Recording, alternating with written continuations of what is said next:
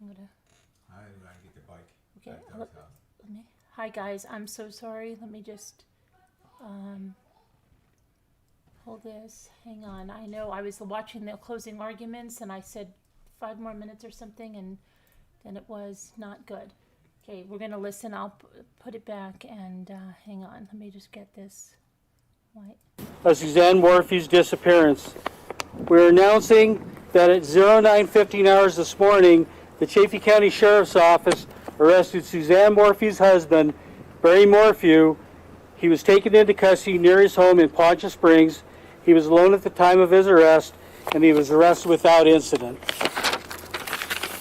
Today marks the culmination of thousands of hours in this comprehensive investigative effort to locate the mother of two who went missing May 10th of 2020. More than 70 investigators from the Chaffee County Sheriff's Office, the Colorado Bureau of Investigation, the Federal Bureau of Investigation, and dozens of other local law enforcement agencies have provided their expertise on this case. We've executed more than 135 search warrants across Colorado. We've interviewed more than 400 individuals in multiple states. Our team has also investigated more than 1,400 tips generated from within and outside of law enforcement. In early April, the extensive work completed by our investigative team was presented to the 11th Judicial District Attorney's Office. In that multiple-hour presentation, we outlined all of the information and evidence we have taken in over the past 12 months. Following that meeting, the District Attorney's Office reviewed our case and information and solidified their decision to move forward on this case. Today is not the day for celebration, nor does it mark the end of this investigation. Rather, it's the next step in this very difficult yet very important journey as we seek justice for Suzanne and her family. I know how deeply this case has impacted our community over the past 12 months. Through multiple conversations I've had with our citizens across the county, one message is clear from everyone, and that's that they wanted answers and they wanted justice for Suzanne. Although I'm not able to offer specific details, I want to assure the community that every action our investigators took in the past year led to today's arrest. This arrest would not be possible without the assistance of our supporting law enforcement agencies, which include the Colorado Bureau of Investigation, the Federal Bureau of Investigation, and of course the 11th Judicial District Attorney, Linda Stanley, and members of her office. Before District Attorney Linda Stanley speaks, I want to extend my deep appreciation to our community for their support they've shown us for over the past year. While this has been a trying time for our citizens, I've seen our community rally around one another and our investigative team. I'd now like to introduce District Attorney Linda Stanley.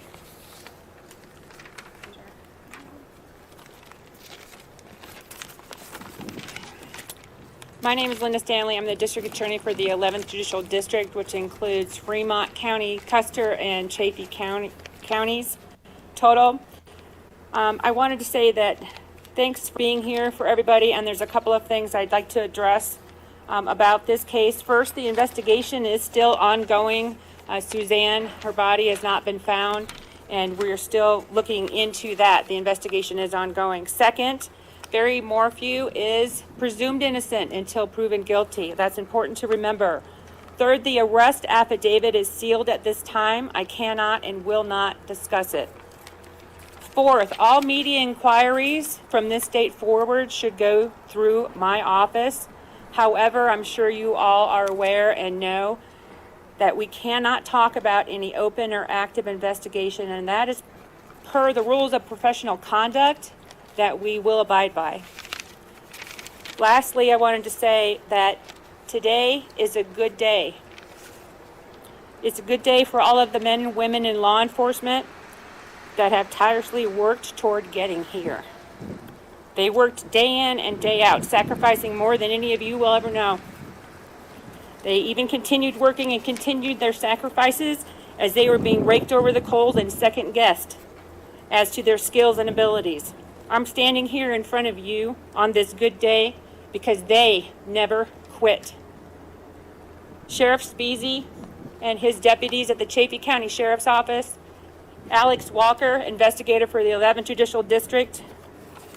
Those two individuals and Sheriff Speezy's office in particular are consummate professionals and, quite frankly, some of the best I've ever worked with in my entire professional career. They followed every lead, every tip, and every unanswered question, no matter what direction it led them in. They never compromised the integrity of the investigation. On several occasions over the last few months after I was sworn in on January 12th of this year, I met with these professionals and went through hours and hours of their meticulous investigation. Their investigation was presented to our office just a few weeks ago. For me, today is a good day, but for my office, this is where the work begins. There's more work to be done. However, this is an important and incredibly crucial step. And today is a good day for Suzanne. As far as I'm concerned, today is all about Suzanne. And it's about her family. And it's about all the individuals that knew her and loved her and cared about her. That's what this day is about. And it's a good day. Thank you. All right, we'll go ahead and take some questions now. Can you tell us? Right down the way. Thank you. Can I please, the district attorney, if you don't mind, you're not releasing the affidavit, you don't have a body. How can you prove to the members of the public that you have a strong case? For those that didn't hear the question, he said, we're not releasing the affidavit and we don't have a body, so how can I convince the public that we have a strong case? That's my job. I'm the one that considers how strong my case is before I bring charges, and I wouldn't bring charges unless I was confident. Oh, go ahead. Suzanne has been missing for nearly a year now. What made you take this step today as opposed to any time in the past year? Who's that directed to? Either one. Would you repeat the question, please? Kinda? Yeah. If I can have you stand in front of the microphone just to make sure that we pick it up. Suzanne has been missing for nearly a year. What made you take this step today as opposed to any time in the past year? It's been a culmination of our investigation over the past year. Honestly, it kind of oversimplifies today is just any other day. It's been our investigation over the past year that got us where we are today, and based on other information we gathered, we acted on it. I mean, today became the day, but it's been a culmination of everything we've gained over the past year. And I know for everybody here, you say, well, that's hard to understand that because we haven't said so much about the investigation. That's what's so important about this investigation that got us here today, is the amount of everything that's gone into this and what's brought us here, and the ability to remain silent and do the very best we can to put the best case forward. All of that led us to where we are today. This can also be for the sheriff. You made this arrest today, and you've been searching for Suzanne Morphew for a year. Is there any indication today that she is not alive anymore as your search continues? And repeat the question if you could. The question is if we'd been searching for her and we hadn't found her, and if there's any indication that she wasn't alive today. Is that correct? Well, we believe that she's not alive. We've filed first-degree murder charges, or we're in the process of filing first-degree murder charges. So our belief is Suzanne is not alive at this time.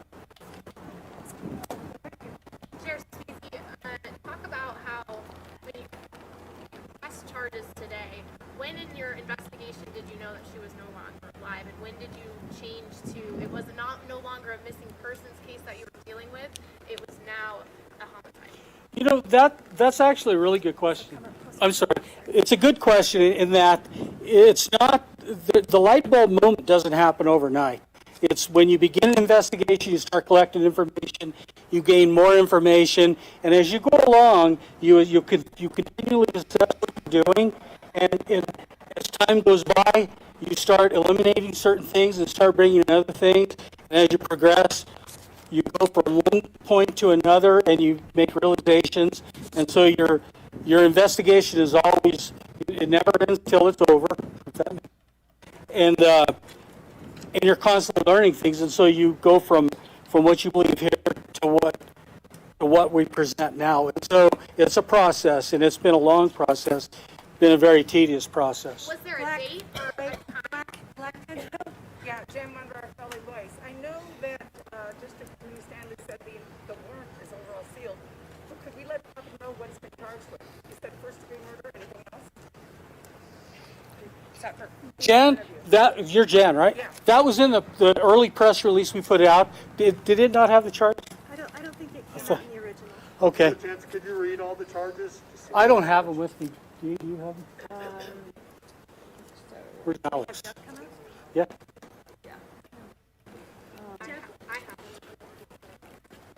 The question was asking what the charges were. It was first-degree homicide. It was tampering with evidence and attempting to influence a public servant. Go ahead, Rachel. Sheriff, is Mr. Morphew being held here at the facility now? The question is if Mr. Morphew is in our detention facility.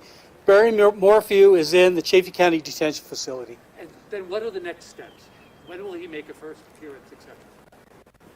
Or do we not know? Question was what is the next step and when is his first appearance? Tomorrow at 10:30 in the morning will be his advisement where any arguments on his bond will be heard. Can you give an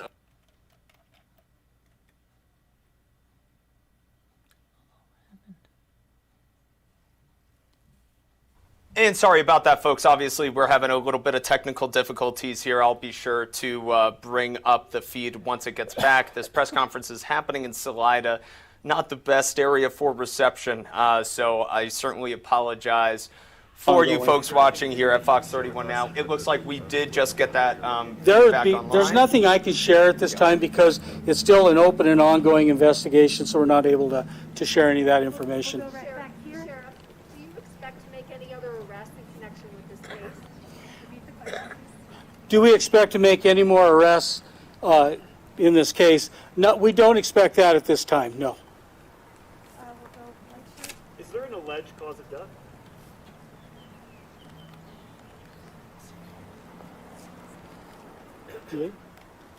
An alleged cause of death. The question is there an alleged cause of death?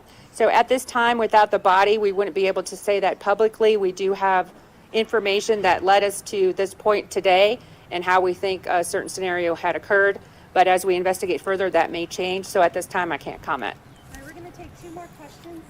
Let's get to, go ahead. This is for either the sheriff or the district's attorney. Has Barry Morphew have you been able to interview him since he was arrested, and has he been cooperating with the investigation? And have you asked him where the body is? The question was if the suspect, Mr. Morphew, had answered any of our questions or told us where Suzanne Morphew's body is.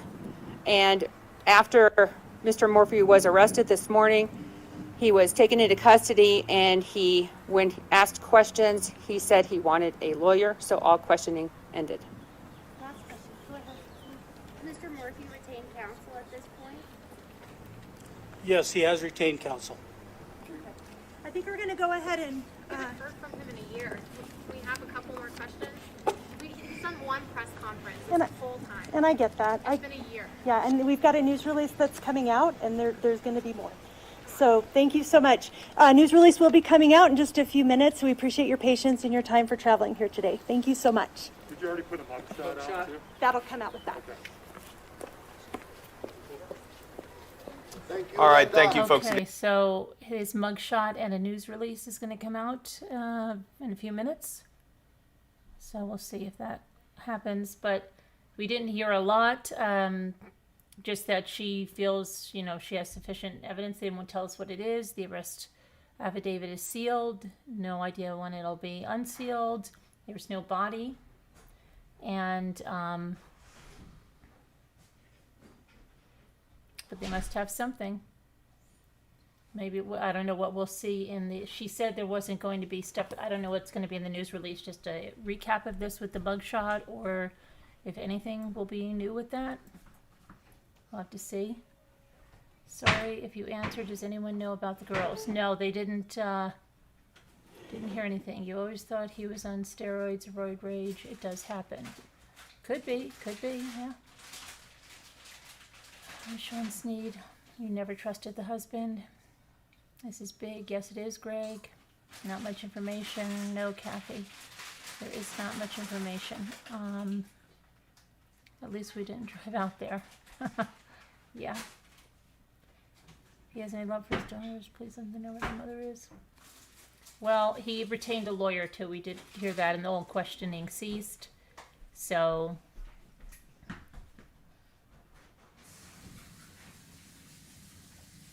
yeah, Greg. A lot of us had that feeling. Absolutely, Shari. Let's see. I'll see if she said that there's anything. I'm just going to check see if that, refresh this and see if that news release and his mugshot comes out here.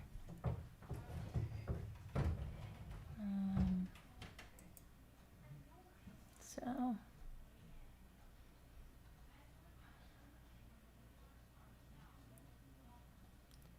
Chaffee County Sheriff's Office. Let me just look on the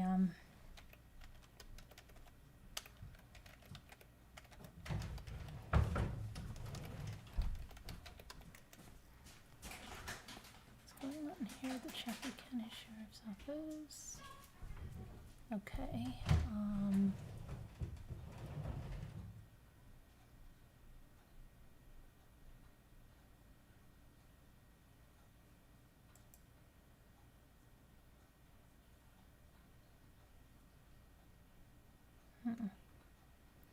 Where's their...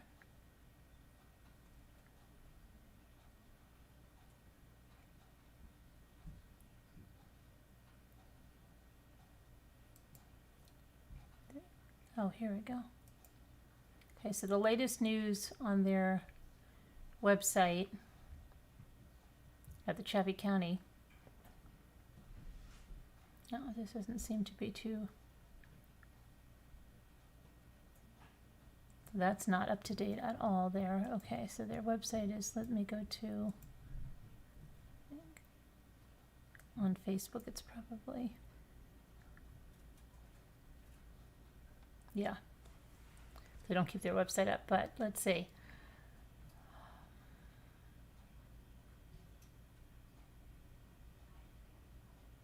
What's up with this? This is not even up. They're just, where are they? That's really poor. Maybe on Twitter they're more active.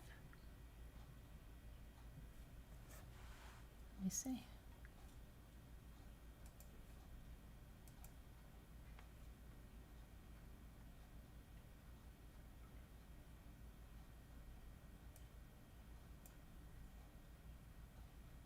Let me see if the district attorney's office has anything.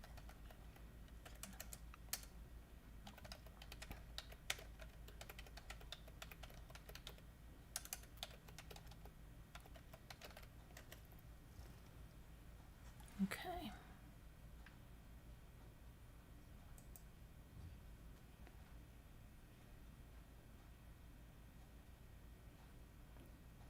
That was it was Jennifer Davis, was it?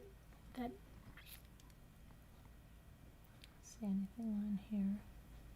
So I don't know where they're releasing this. It's probably, well, better just look at the Fox 31.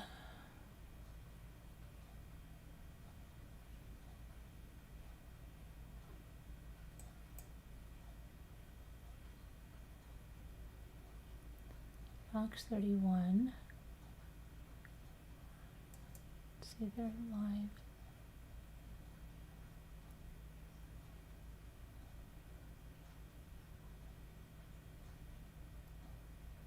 Family learns of husband's arrest. Okay, here. Let's see what this says. Just days before the first anniversary of Suzanne Morphew's 2020 disappearance, her family learns that the husband has been arrested and accused of murder. Lauren Scharf, I saw her on Twitter. She has been in touch with the Morphew family since they got word of the Wednesday development. They're thankful that finally justice is starting to come for their sister and their daughter. They said on Wednesday, Suzanne's sister confirmed that Barry had been arrested just after 9 a.m. on Wednesday. And she got that alert from the Chaffee County Sheriff, John Speasy. He promised her from the get-go when he first talked to her that she would be the first person that he would tell when an arrest had been made, Scharf said. Okay. There was a balloon release on Friday in Poncha Springs, right outside of Maysville, where the Morphews shared a home. Sunday, family in her hometown of Alexandria, Indiana, remembered their loved one. Suzanne's sister told Scharf that this past year has been a difficult time for both families, both sides of the family, the Morphews and Suzanne's family, the Mormons, have been going through a lot this past year, not knowing exactly what happened, still having faith and hope that law enforcement will get to the bottom of what happened to Suzanne. And a lot of them might still be in shock that there was an arrest. Most of Suzanne's family live outside of Colorado, and they're expected to travel there as the next steps in Barry's murder case plays out.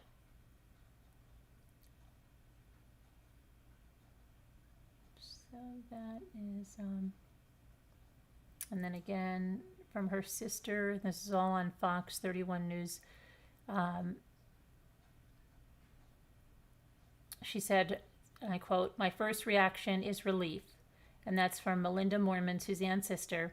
"And grateful. I'm so grateful for law enforcement, for the sheriff, for the FBI, for the CBI, for the people who have worked relentlessly and tirelessly and have taken my sister into their heart."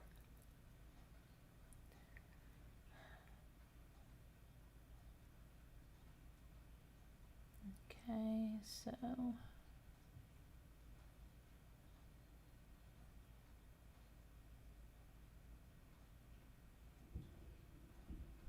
let me see what this is.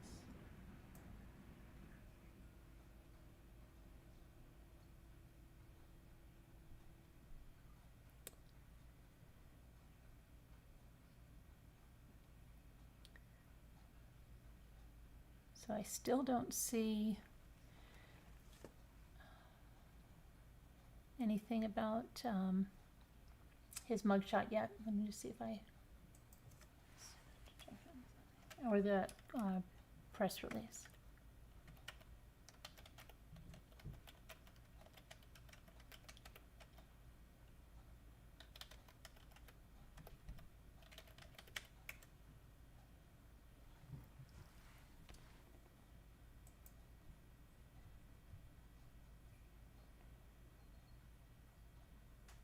I don't see it yet. She said it would be coming.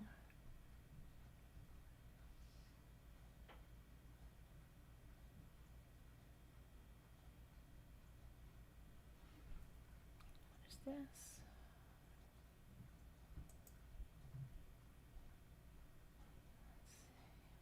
Let's see if there's anything here. So just to recap, Barry was arrested a little after 9 a.m.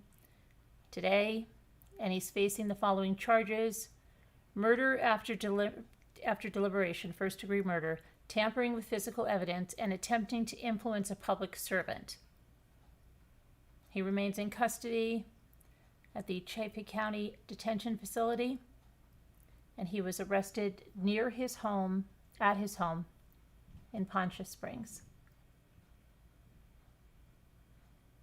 No body has been found, but the sheriff's office confirms the arrest of Suzanne Morphew's husband, Barry Morphew. Officials say the arrest affidavit is sealed, and they will not discuss details as the case is ongoing.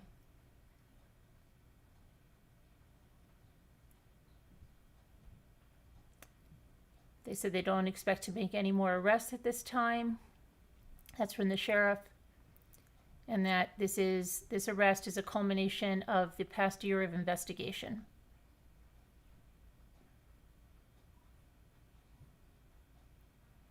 And he said, and I quote, "This case remains very active as more than a dozen investigators are aggressively working this case on a daily basis." That's what he said in July of 2020. "And until we determine what happened to Suzanne, we can't discount any scenario or formally eliminate anyone from suspicion." And that was from July. Today is a good day for Suzanne. As far as I'm concerned, this day is all about Suzanne, and that's from the district attorney and her family and those who loved and cared for her. Our belief is that Suzanne is not alive at this time. Again, from the sheriff, because somebody asked the question. He also said they don't expect to make any more arrests. Okay, that's all from the press conference we just heard.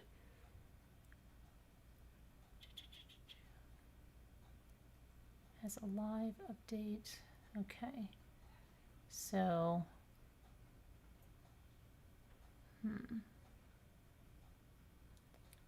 I'm not seeing the as yet the mugshot, but I'm looking.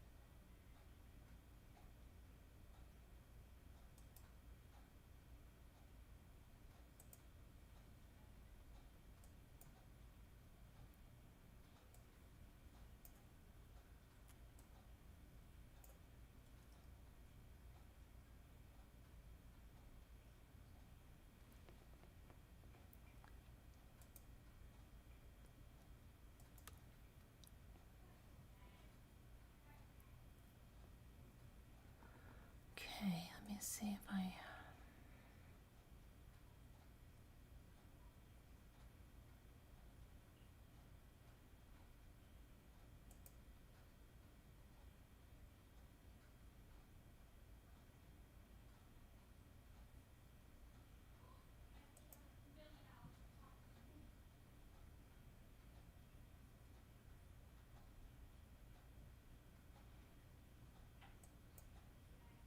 This Mother's Day, let's celebrate.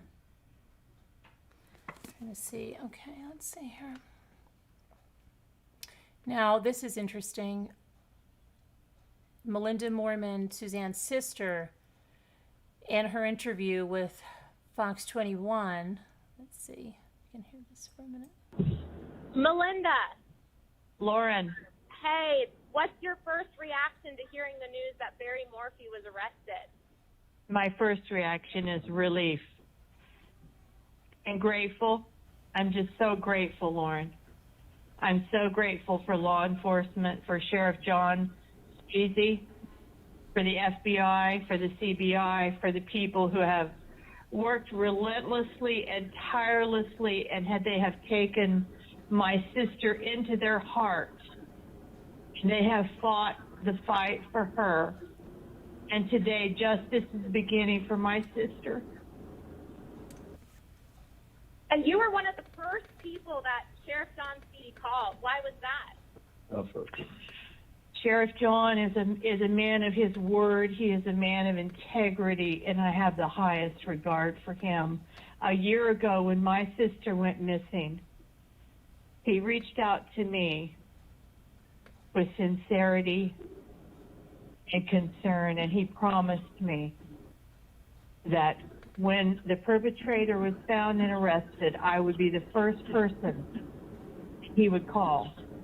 The moment that person was arrested, I would be called first. And I took him at his word, Lauren, and he did what he said he was going to do. And he's never faltered. And he has my forever gratitude. Forever. To finally see some sort of justice, almost a year. less than a week away from the 1-year anniversary of Suzanne going missing. How does that make you and your family feel? Lauren, it's been the journey that no one ever imagines that they'll take. You know, it's the journey you see other people take, and you never imagine you're going to be on that journey. It's been a long journey. It's been a journey of a lot of heartache, a lot of brokenness, a lot of sadness for two families, Lauren. You know, this isn't just about Suzanne. This is about a ripple effect into the lives of so many people that I care about. Barry's family, my family. But you know, it's almost a year, and it's been a year of growth for a lot of us, and it's a relief. I have such mixed emotions today. I have a great joy for my sister, and yet a great sadness for the family of Barry Morphew. A deep sadness there too. And, you know, 2 daughters now, you know, don't have both of their parents. Do you have anything you would like to say to Macy and Mallory? Thank you, Lauren. It's been well over a year and longer since I've even had any ability to have any contact with them. And I would say to Mallory and Macy that I've been praying for you every day, and that I adore you girls as the offspring of my beautiful sister, and I will never stop loving you. And I am here for you. Whenever you need me, girls, I am here, and I have all the love in the world for you. And I love your dad.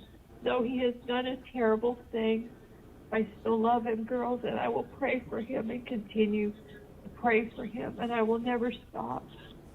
And I'm here waiting for you girls when you need me. That's what I want to say to them, Lauren. Okay. And Melinda, what do you want the world? I know this story of Suzanne went nationally, internationally. What do you want people to know about your sister, Suzanne? Oh, I want the world to know that my sister was the darling of our family. She was the rose among thorns. That's what I used to call her. She was the delight of my family. She was a delight. She was my gift when I was 15. You know, she was my gift when I was 15. And I want the world to know that my sister today would only want the love of God to be known and the forgiveness of Christ to be real. She would only want people to forgive and to reconcile this brokenness in this world. She would never, ever want bitterness or hatred to enter any of our hearts.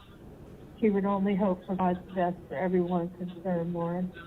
That would be her message. And what happens next? Are you and your family going to come to Salida?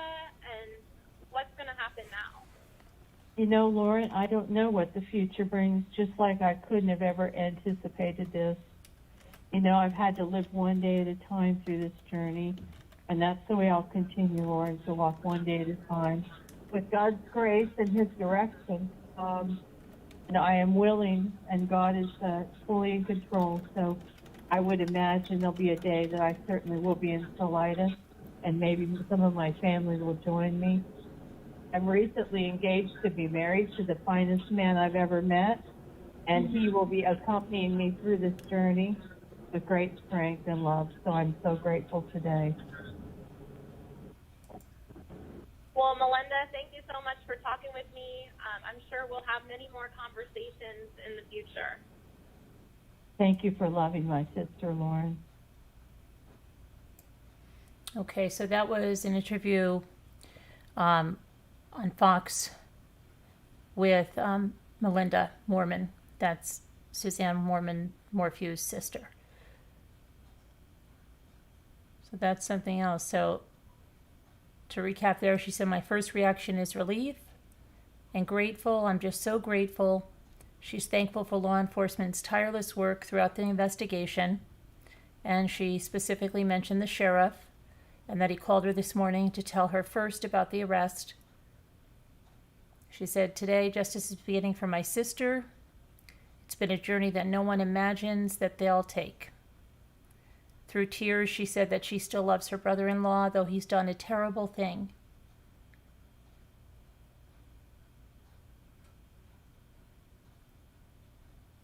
Let's see if there's anything yet.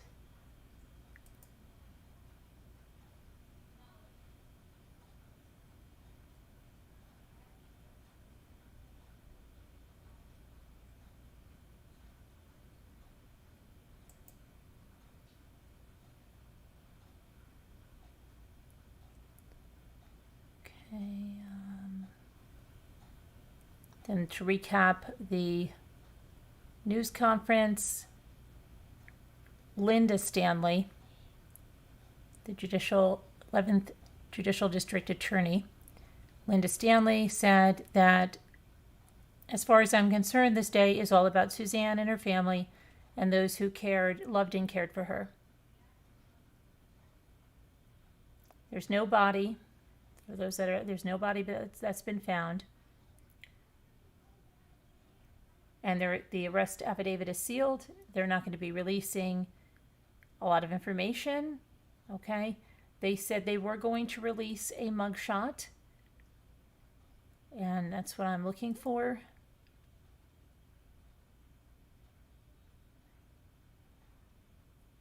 But right now,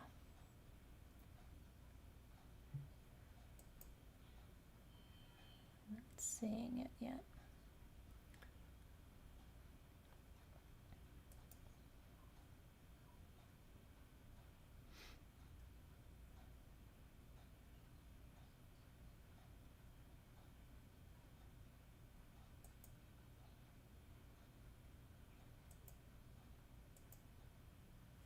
Let me just check one other thing if I can see this.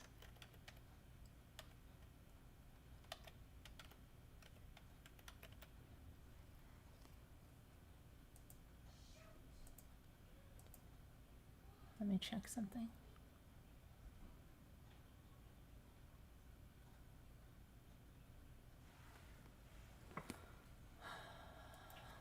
If I can.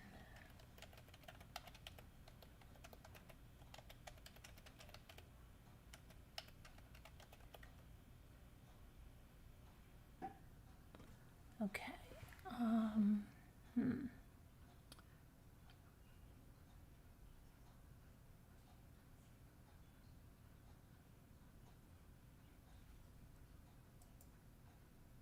Okay, so that's still not okay. A minute with this. Let me go in the chat and see. I was watching. I didn't even get to finish the closing arguments in the trial. I jumped up. If you are watching that other trial, a little bit lackluster in there in the closing arguments. It was kind of like a college lecture. It seemed like that. And then the defense, the guy who wasn't even standing up, that was a little bit very monotone. Not what you expect a closing argument to be, but I don't know. I think the case is pretty much that he's guilty. It pretty much shows the jury that the evidence. Hi, 10th Angel, Deborah Vancouverden, Betsy, Lisa Hobbs, Kubi, Monica, G-Maps, Katie, Mama Ames, CJ, Carol Lucy, Michelle Barrow, Sean Sneed, Laura Lee, Kathy,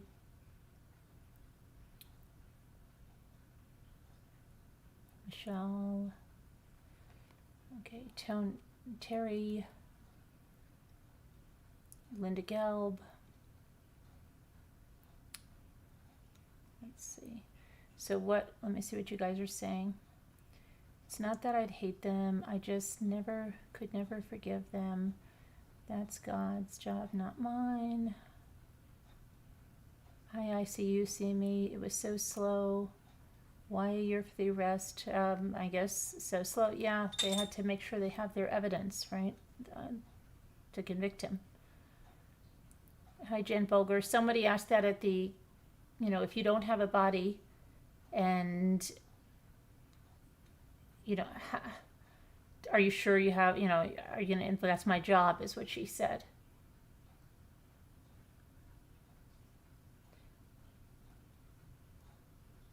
They could have found a lot of, Photos Doulos is another case. That's the case I was thinking of before. Photos Doulos and Jennifer Doulos, her body was never found.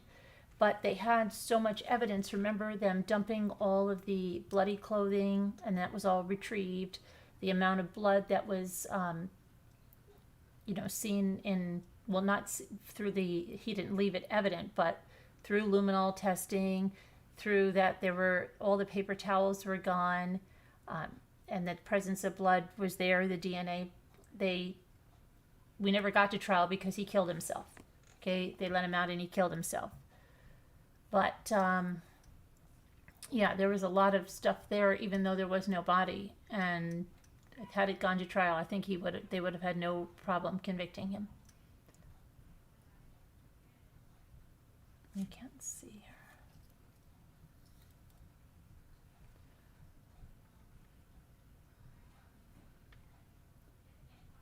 Barry's crybaby video, yeah, right. 3 women a day are murdered by a husband or a boyfriend. Yeah, and it's so silly. They all think they're going to be smarter than the last one.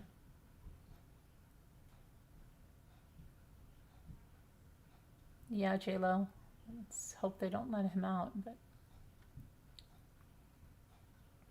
I don't think he'll get out, while he's awaiting trial. I don't think he will. I mean, maybe depending, I don't know how high they set the bail, but he's got.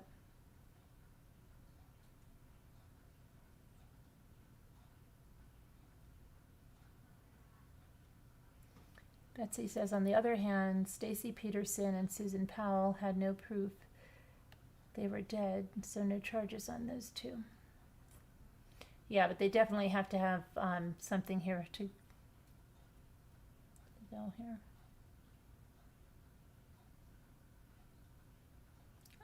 Deborah, I heard he was dating again.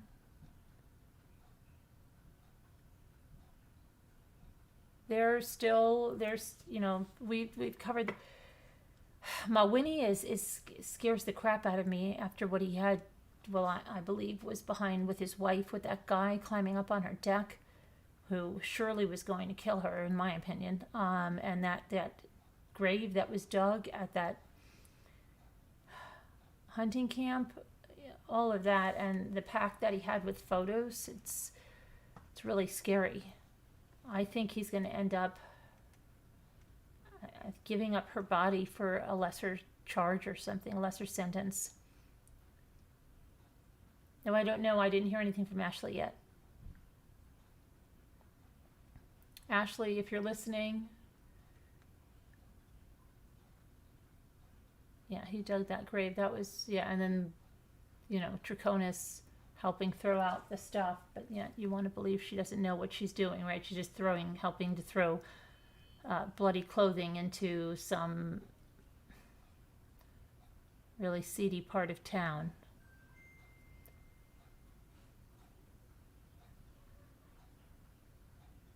Let me check again if there's anything coming up. Let me see.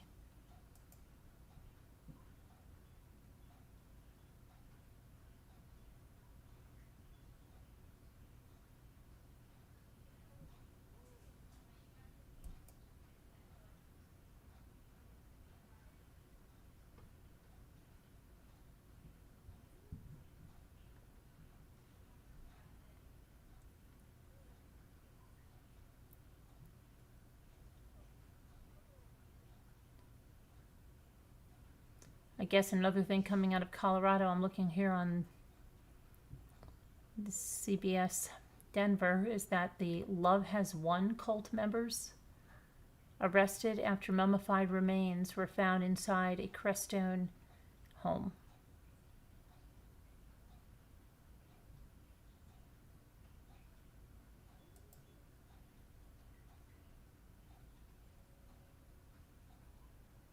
7 members With of the employee controversial... pricing at Denver Mattress, you pay. Advertisements. 7 members of the controversial religious cult called Love as One are charged with child abuse and abuse of a corpse after investigators found mummified remains inside a home in Crestone. The body was identified by a witness as Aaliyah Carlson, the leader of Love Has Won, who goes by the name Mother God, according to the arrest affidavit.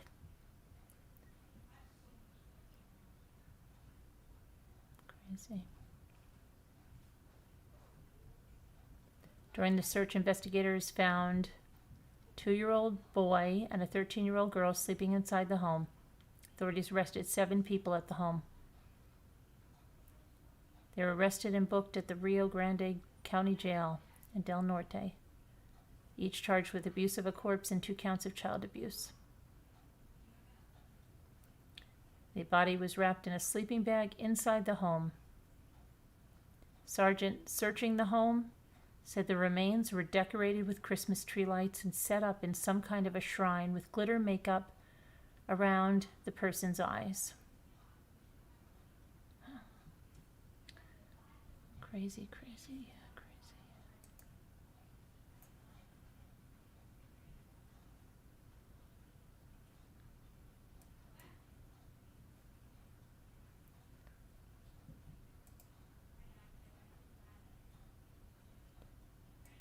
Okay, so let's see. Still not seeing. Oh, bad.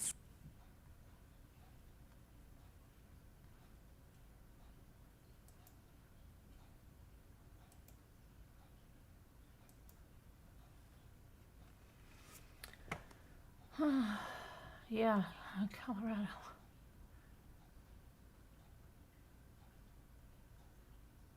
Crazy, crazy Colorado. That's right. Do they call it crazy Colorado? I don't know whether it's the altitude or what. It seems a little bit nutty.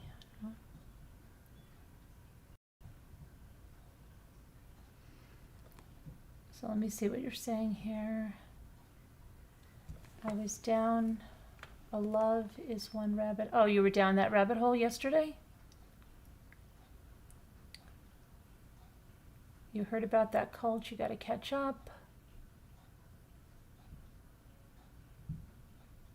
Definitely put you off dating. You know what? I don't think so, Carol Lucy. You know what's really funny?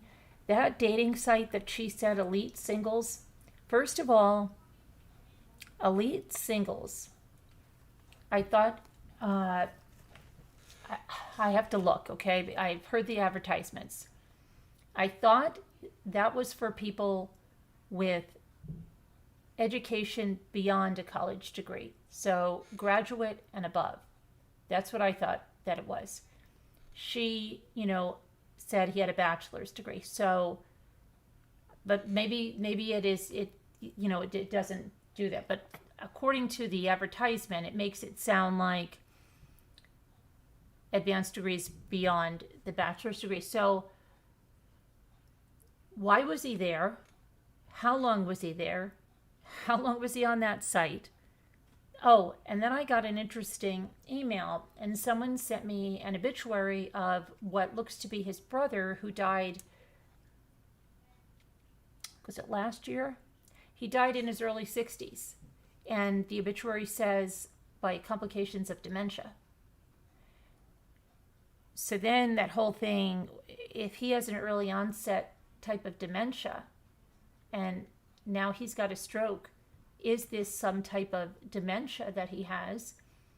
Can he be acting out this way, or is this the way that he always acted? I don't know. There's a lot of, between the stroke, family history, what's going on with that site? Why is he saying that he hasn't been in a relationship since 2016? Could he have just possibly split from this woman? Because it's funny, because in the past couple of months, her profile pictures are herself alone, whereas prior to that, they were together. Hi, Muppets and Manilow. I don't know. Ashley, if you're there, Did you find out any more about that while we're waiting to see if Barry's mugshot comes out?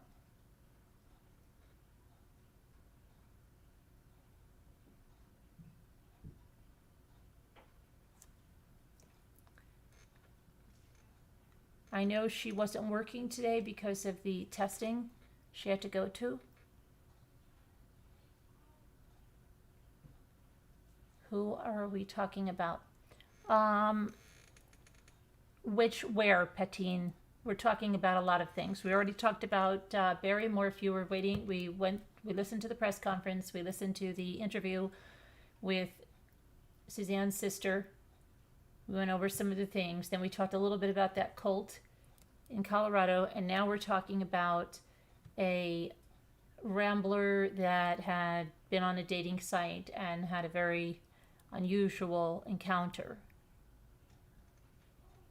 How much would all of those roses cost? It depends. It depends. They were from a florist, so they're going to be, I mean, you could go get a dozen roses in Walmart or something for probably, $12? Sometimes depending on what, but from a florist, it's going to be a lot more. And they were all from a florist, she said, in vases and all that. So, put that into consideration. It's probably at least $40 from a florist with delivery, at least. You're just making sure? Okay, Petian, I hope everything worked out to your satisfaction.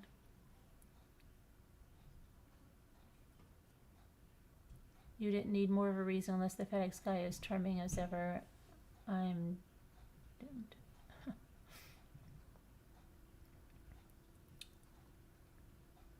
His actions are not okay, but he may need medical attention. We don't know, Deborah. We're trying to figure that out. We're asking Ashley if she's there to give us an update, and I'm still going to check for Barry's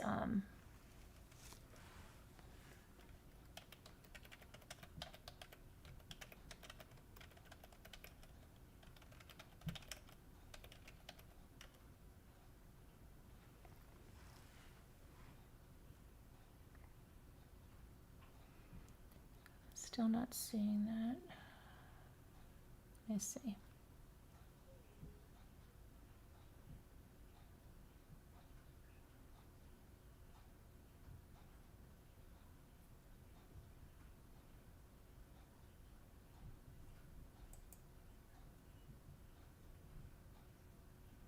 Oh, I have it. I have it. It's here. Hold on. Hold on, I'll put it up.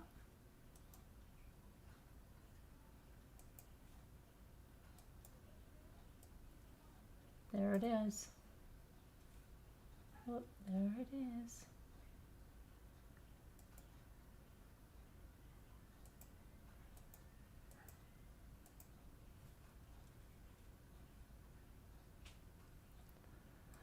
Let's see what else, if there's any other information here. It says,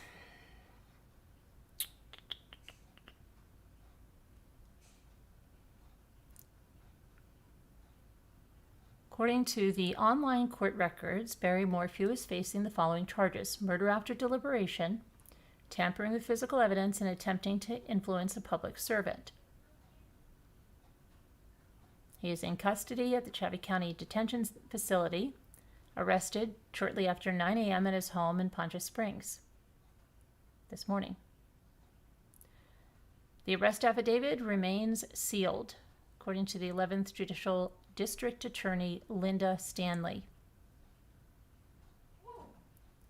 No body has been found, but the Sheriff's Office confirms the arrest of Suzanne's husband. Again, today is a good day for Suzanne. As far as I'm concerned, this day is all about Suzanne and her family and those who loved and cared for her, said Linda Stanley. Let's see.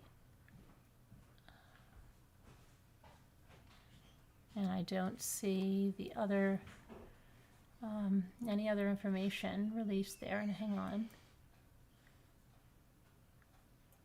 Just want to see if there's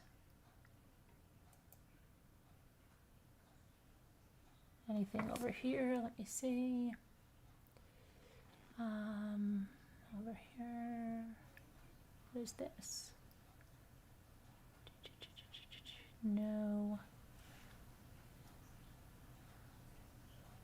One second. One second.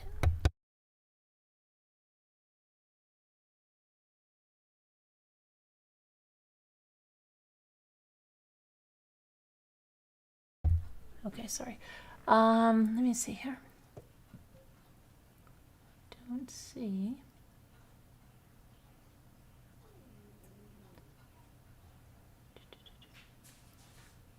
Apartments. Ouch. Let's see.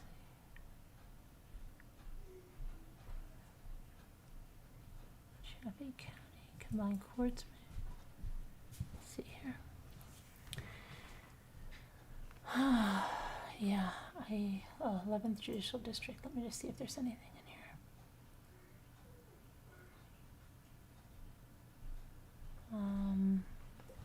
What did I see there? Let me see. Information. What do I get? Information. Yeah, I'm not seeing anything besides that booking photo. Let me go back to the live stream. Let's see. Yeah, I don't know, Betsy B. They think they're going to be smarter than the last one. They probably go, oh, well, he almost got away with it. I know where he messed up. I can do better than that. It's just ridiculous. Why even? Hey. Jimmy? I think, so let's see what else.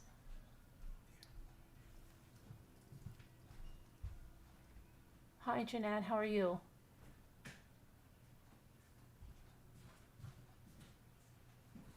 I bet he thought he got away with it. Barry, you got caught. I remember a case about, Laura Lee says, I remember a case about a new mother, Heidi. Her friend had murdered her, but people suspected her husband.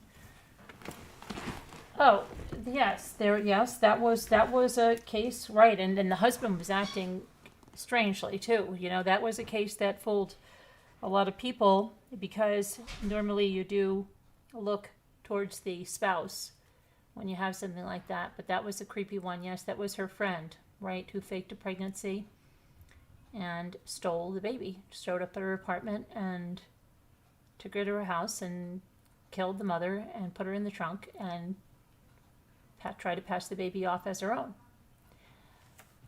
You can see he's cocky looking. He's probably thinking right there, what do you think he's thinking? I cannot believe this. I can't believe this. He looks sunburned. He looks shocked.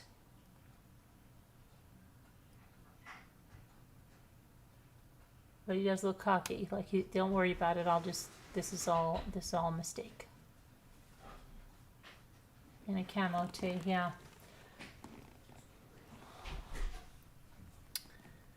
Yeah, Lurley, it was an interesting case, a tragic case, but really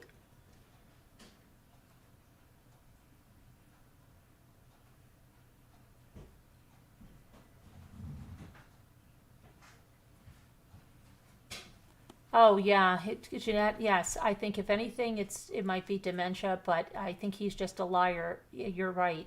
I don't feel sorry for him. I think he is a liar. He was definitely with that woman, and no, I don't think it has to do with his stroke.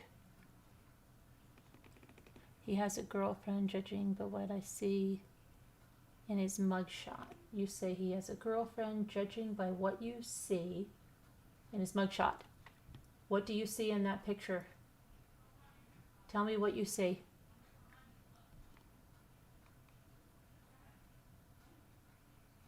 He colored his hair.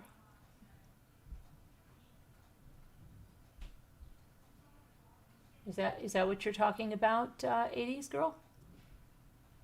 It looks like he bleached it, right? It looks, he's trying to make it look blonde. No, that's we're talking about that date fiasco thing. Oh, he probably had one before this, don't you think so, Betsy? Usually that's what sets them off. I don't know. Hey, Bella Mac, how are you? You think he had plugs? His eyes are dark. I'm waiting for 80s girl. She said, judging on this photo, I'm waiting to see what she said. He has a girlfriend. I was looking to see if she thought she saw hickeys or something on his neck. I don't know what she's talking about. Yeah, I was thinking that Robin Lane, that he pulled a Scott Peterson.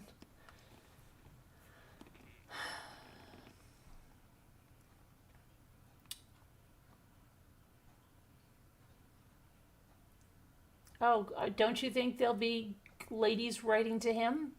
Probably writing right now to him.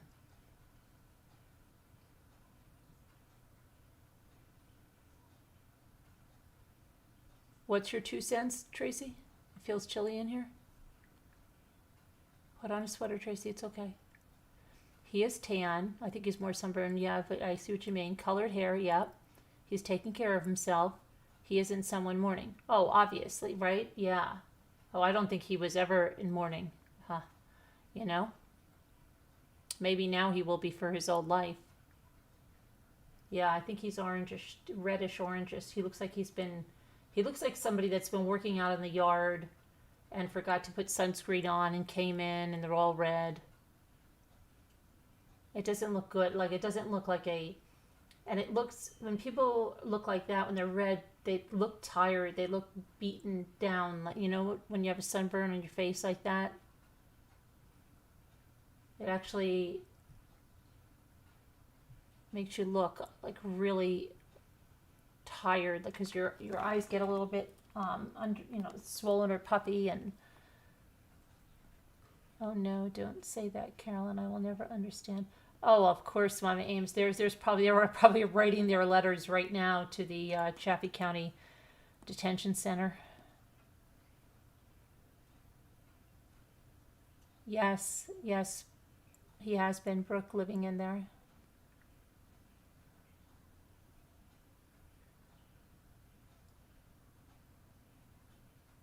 Robin Lane says, I'm never leaving my home again, seriously.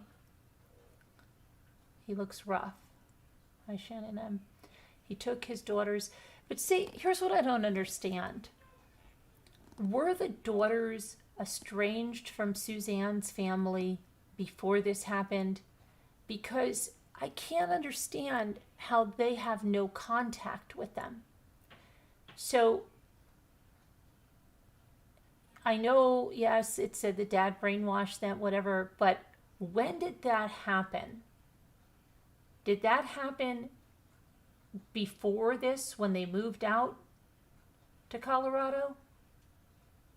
Because that's really sad, because those girls are going to need the support. And it's really sad that they, her sister and stuff has no contact with him.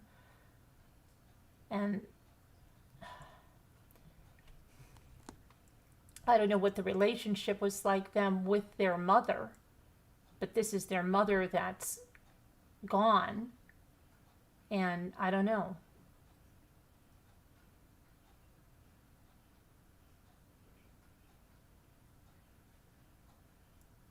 I believe the daughters have been on their dad's side. I wonder what they're doing now, what they're thinking now. Yeah, I think he was very controlling, Michelle Barrell.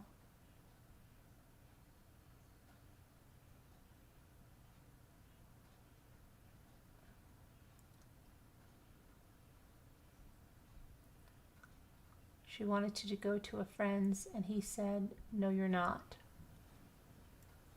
Hope you start doing lives at this time as well, Carolyn. 11:05, perfect live.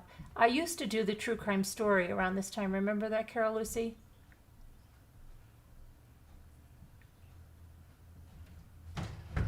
I just listened to Suzanne's father's interview again today. He said that when they moved to Colorado, They started losing contact with Suzanne and the girls. Okay, so it was happening gradually as they moved to Trace. Thank you, Tracy.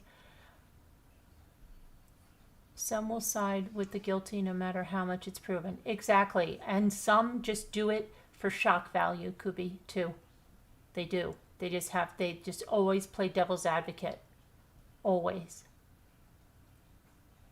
You believe, Bella Max says, I believe it started when they moved to Salida, the distancing, but don't quote me on that. I know, Carol. I'll get back there. Barry moved them out to the boonies. She felt isolated, apparently, Deborah said. Amy said, I don't sleep well, so I always wake up and can watch you, though. This was probably planned for a while, says Mary Kate. Anita says, I think the girls knew something. I've missed your lives. I was under Know Your Worth. Oh, you read to Know Your Worth, Cheryl? Okay. How you doing? Where have you been? Not ashamed to admit I've been looking forward specifically for this reason.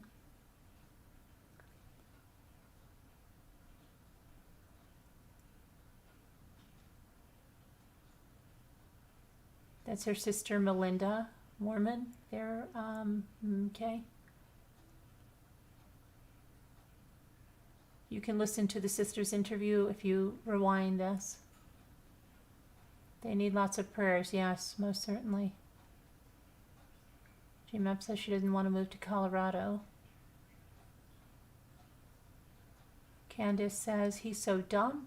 He could have had a nice life, and Suzanne could have had a nice life apart from one another. I don't understand why men think they can take the lives of their spouses. The backhoe may have played a part, Deborah Van Couverden says. Robin Lane says they may have been scared to death of him. Channel says prayers. Kubi says rest in peace, Suzanne. Absolutely. Prayers for the family. He looks like he has a bad temper, Ree says. Yeah, he does look like I don't know, sometimes you can just see in a person's face that they look like they go off half-cocked, right? Sometimes you can just see it. Like they got a real fighting attitude. Like, what'd you say? You know, when you just say something, they're off to the races. They have like a hair-trigger temper. And he kind of seems like that.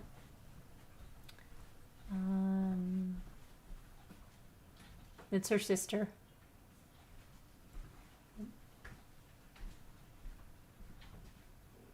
You can listen to the interview if you want. It's a little further back.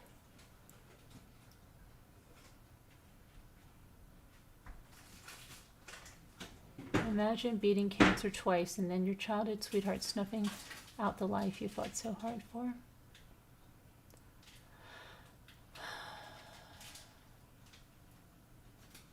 His eyes, you can imagine him being vicious. Yeah, I think there's something, I don't know, just, and these, I don't know, just, he looks, just the whole cockiness to him, you can still see it. I will never go to Colorado, I'm serious. He says.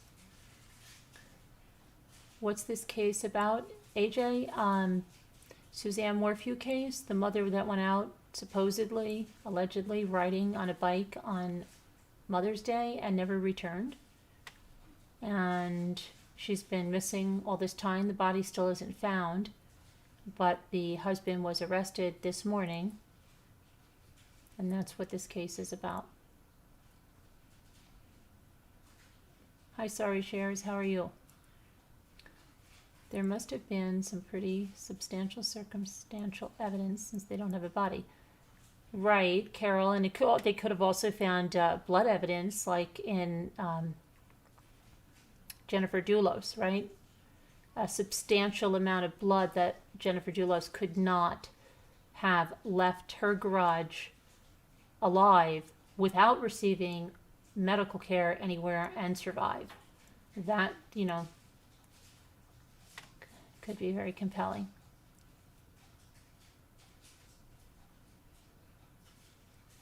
Brooks Channel says the entire bike ride scenario made no sense to me, especially when her daughters were supposed to be there to see her for Mother's Day. Right. Robin Lane said, I was considering moving to Colorado, but I live in Florida, so I'm not sure it would be worse. I wouldn't go, Robin. I wouldn't go there. Psalm 27 says, I live in Colorado. I really wish I could move away from here, but my church is here and 4 out of my 5 children live here. Do you think it's a crazy place? Do you find there's a lot of crazy there, Psalm 27, living there? DeAndy said, we aren't all crazy here in Colorado. That's good to know, DeAndy. Mrs. Calabash says, I would be scared to see him approaching me on a dark street.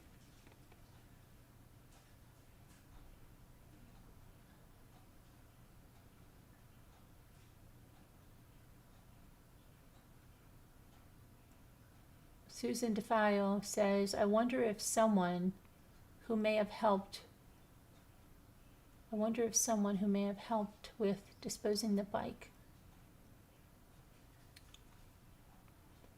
Amy says, my niece is there right now on a camping trip. My sister is worried to death.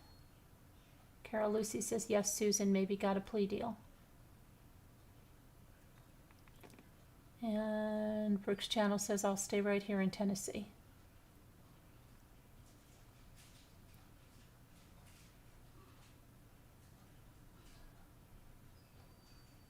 CJJ says, Colorado's beautiful. I live here and we have our fair share of crazy people, but so many good people also. Deirdre Rose Sharple says, yes, what's going on in Colorado?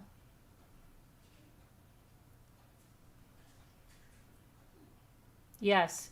Cheryl Cody says, wasn't one of the charges trying to pay someone off? Yes. Well, it was worded, let me get here, hold on, let me give you the exact wording.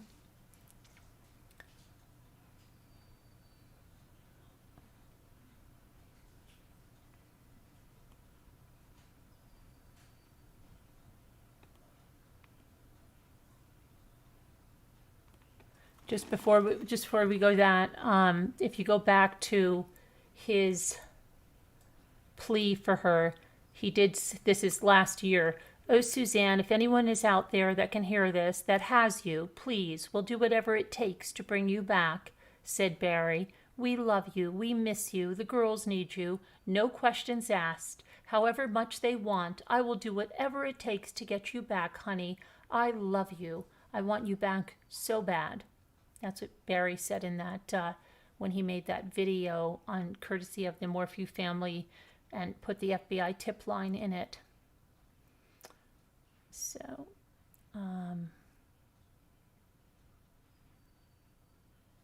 now regarding the body not being found, the District Attorney Stanley said that despite that fact, her office would not bring charges unless they were confident that they could prosecute those charges. Now, he's scheduled to appear in court on Thursday, I believe 10:30 Mountain Standard Time, on a bond hearing. So that'll be interesting, right? On the bond hearing. Let me see here.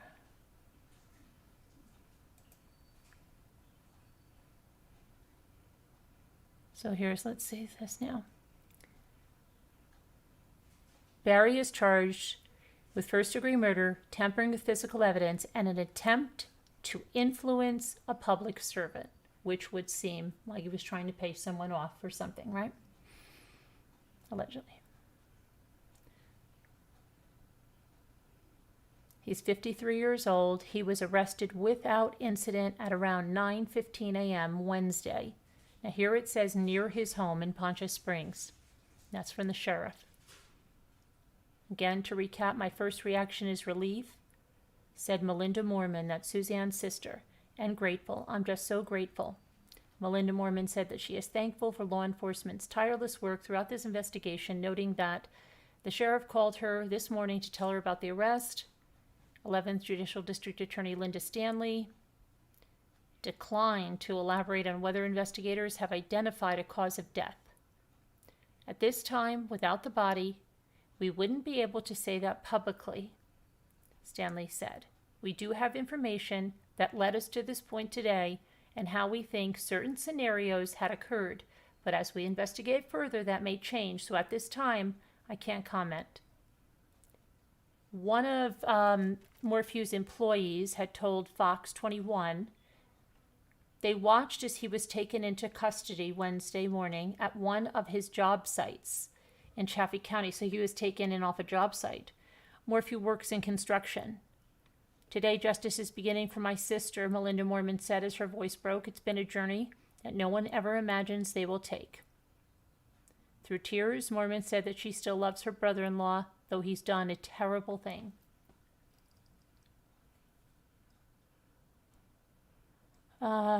Speezy, that's the sheriff, said investigators executed more than 135 search warrants. They interviewed more than 400 people. They investigated more than 1,400 tips about this case. In early April, they presented their findings to the 11th Judicial District Attorney's Office. Throughout the nearly year-long investigation into his wife's disappearance, Barry Morphew has maintained his innocence. Honey, I love you and I want you back so bad. That was what he said in that video that he made last year. Let's see. He declined in-person interview requests, but he did speak with Fox's 21 Lauren Scharf on the phone several months into the search for his wife. And during that call, he theorized over what may have happened to Suzanne. He mentioned the possibility of an animal attack, an accident with someone on the road, or a run-in with another person. Store manager at Pancha Market recalled what she described as a weird encounter with Barry just a few days after Suzanne was reported missing. Someone knocked on the window, and it was Barry Morphew, Mrs. Tiffany Butala said. She said Morphew created a sort of missing poster regarding Suzanne on the back of a receipt. And this is what it looked like. Here, she said Barry wrote this note on May 12th, 2020. Hang on. And it's on the back of a receipt. Baby blue bike, helmet, biker clothing. What does that say? He went to write down a description of maybe what she was wearing, Batala said. I just thought it was weird because he didn't explain the color of her eyes or her hair or anything about her, like how tall she was or anything. Now, her sister, again in that interview, said, I want the world to know that my sister was the darling of our family. She was the rose among thorns. That's what I used to call her. Sheriff said investigators do not expect to make any more arrests in this case. The warrant for Barry Morphew is currently sealed. Barry Morphew, again, being held at the Chaffee County Jail Detention Center. His first court appearance is set for tomorrow, 10:30 a.m. And that's what we got there.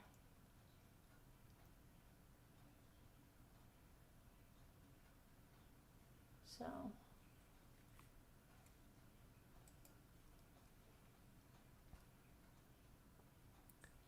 let's see here. That should bring everybody up to speed.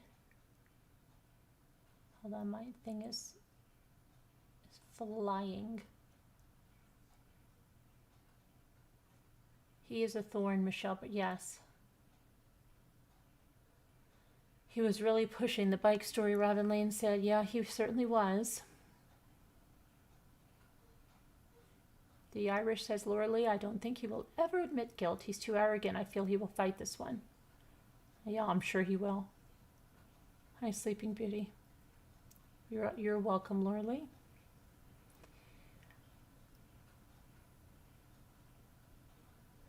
He's a thug. He needs some Botox, Amy says. That was intended to be some kind of an attempt at a missing persons poster, Robin Lane says with an exclamation point. Yes, he did. At one point they were searching an area where he had poured cement, but I don't know. We don't know what. I hope they found more than DNA. They need blood, like Gannon Stauch, before they found his body. Yes, and just to update on that, if you missed it last night, Leticia Stauch is now rescinding that she wants to represent herself. She wants an attorney, okay? She didn't want a public defender. She didn't want anybody from the public defender's office, but that's what the judge, she's back to getting her attorney back. I think it was just a cover up. She wanted to see everything to make sure she wasn't missing anything. And then when she did and saw the kid, she was like, oh, I'm not doing this. This is ridiculous. And then now she's back. So she is not going to represent herself.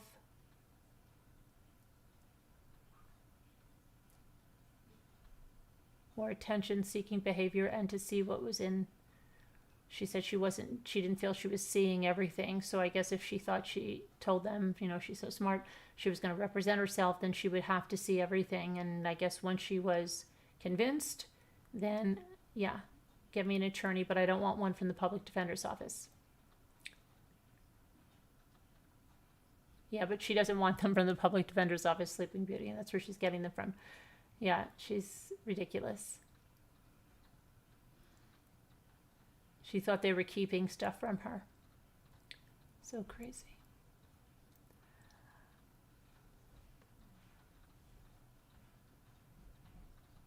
Robin Lane says he also got to pocket Suzanne's $500,000 inheritance when he sold that house.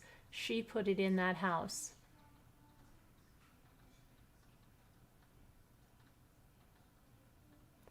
Yeah. Hi, Kelly the Advocate. The guilty always want to represent themselves. Sleeping Beauty said Debbie D and I will assist in making sure she gets the defense that she deserves.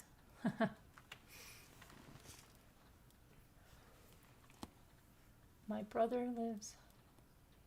He suffered severe depression when he was there. Patty Nielsen says, my brother lived in Colorado from 2018 to 2019, and he suffered severe depression while there when he never had it before. He's back home in Michigan now. Interesting.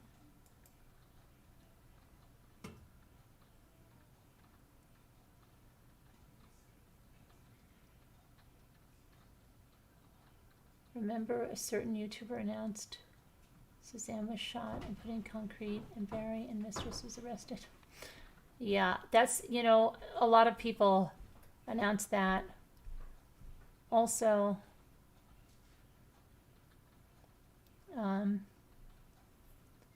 people collect money for stuff that never happens.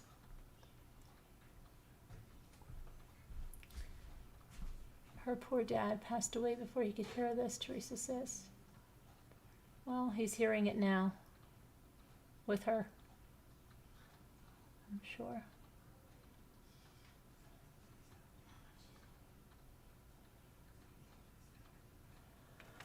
Oh, boy.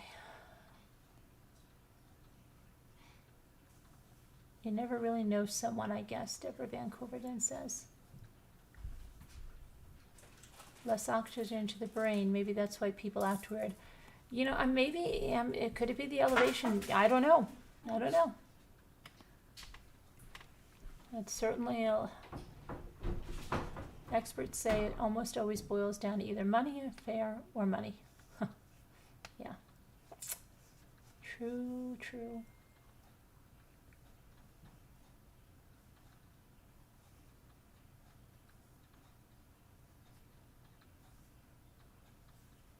I bet he knew before we did. Oh, yeah, I'm sure, Michelle, right? Absolutely. Ah, easily distracted. Thank you. That's very generous and very sweet of you for all you do. I really appreciate that. Easily distracted. Thank you very much. Mrs. She was divorcing him, I'd say it was money.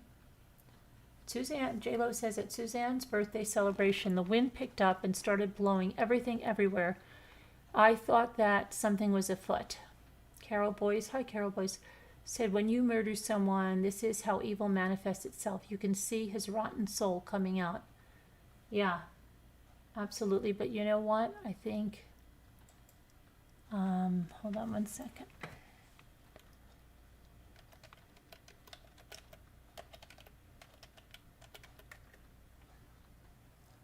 let's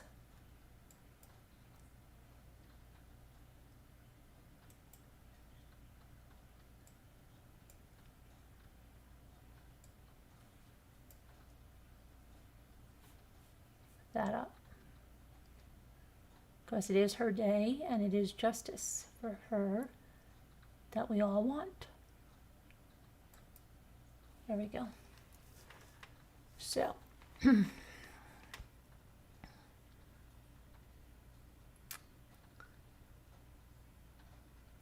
I'm going to have a look up if he got the ownership of Suzanne or not in Colorado, which I believe he did in order to sell the house. He looked pretty rotten a year ago. Thanks, easily distracted. Looks like there's a black heart inside of him, like CW. Much better, such a brighter light instantly, yes. Amy says she was so pretty. Yes, she was.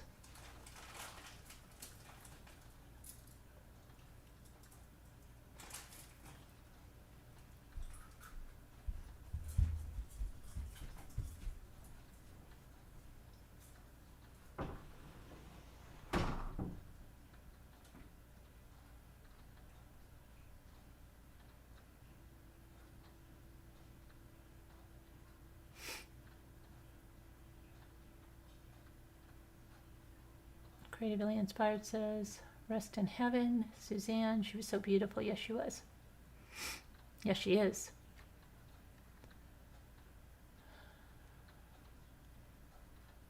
Orly says, her energy seems so kind and loving. Yes, it does.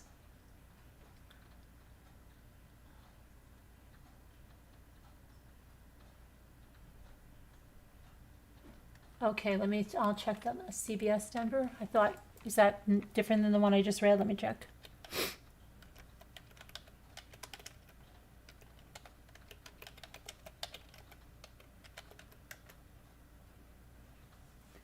Let's see here.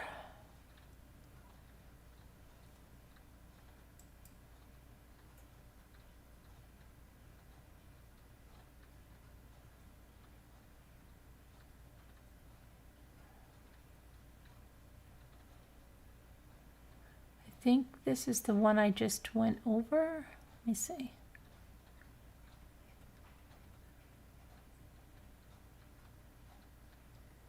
Let me check. Hang on.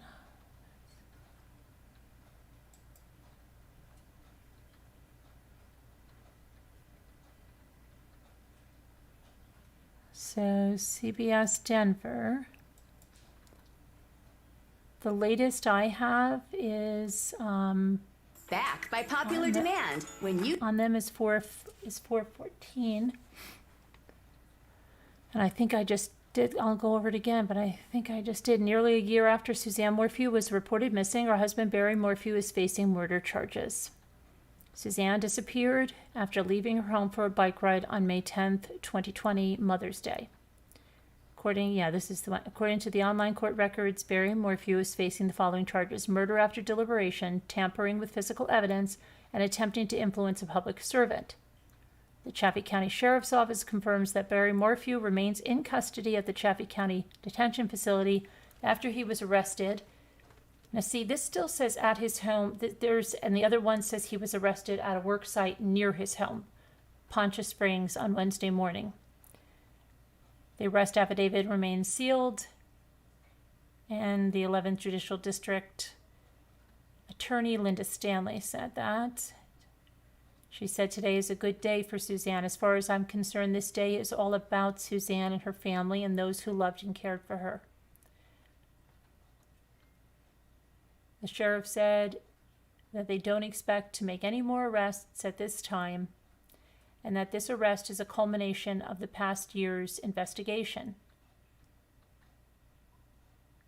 Last fall, the sheriff's office said that there were more than a dozen investigators working aggressively on this case daily.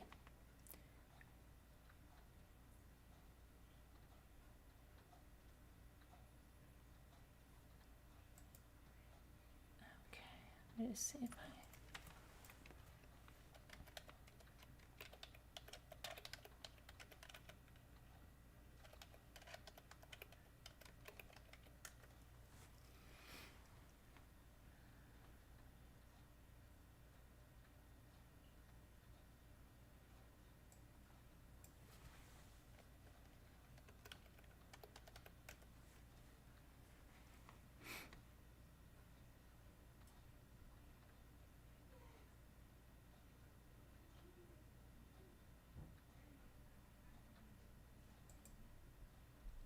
See if there's anything on this one. Okay, here's one with, let's say this. Barry Morphew was arrested on Wednesday. He's been charged with first-degree murder after deliberation, tampering with physical evidence, attempt to influence a public servant. Today is not a day. See, the sheriff says today is not a day for celebration. Does not mark the end of this investigation during the news conference. Rather, it's the next step for this very difficult yet very important journey as we seek justice for Suzanne and her family. Speasy thanked the FBI, Colorado Bureau of Investigation, and the Office of the 11th Judicial District Attorney, Linda Stanley, for their roles in breaking this case almost a full year after Suzanne Morphew's disappearance. Now, Linda Stanley said the investigation remained active and that the missing woman's remains still have not been found. She said that her office would be leading the ongoing probe, but said it would not be commenting further on the open investigation. She said that the arrest affidavit would remain sealed, which leaves many questions about this case unanswered. I cannot and will not discuss it, she said. We cannot talk about open or active investigations, and that is per the rules of professional conduct that we abide by. Sheriff Speasy, however, said authorities did not expect to make additional arrests in the case. Authorities did not announce a cause of death or a motive. Barry Morphew due back in court tomorrow morning, 10:30 a.m. Mountain Standard Time. Suzanne's sister-in-law, Jenna Mormon, declined to speak with Fox News, calling it a private family matter. Meanwhile, Suzanne's sister, Melinda Mormon, gave an interview. And in her interview, she thanked law enforcement and said she was relieved and just so grateful. Today, justice is beginning for my sister. She told Fox 21, it's been a journey that no one ever imagines that they'll take. Now, we do have something else here. Hang on.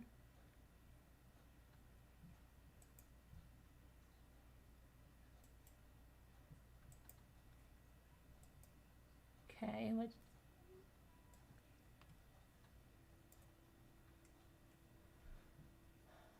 so Judge Patrick Murphy,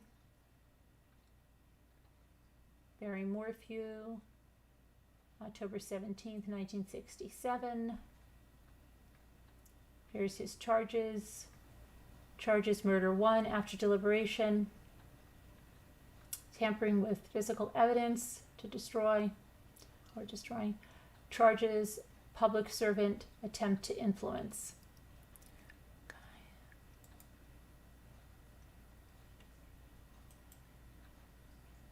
And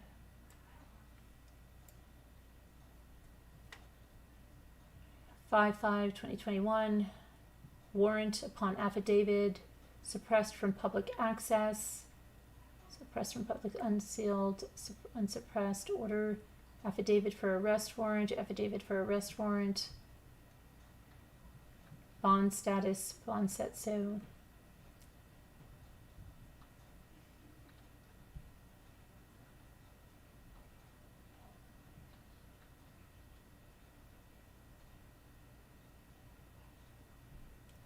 $11/30/2028.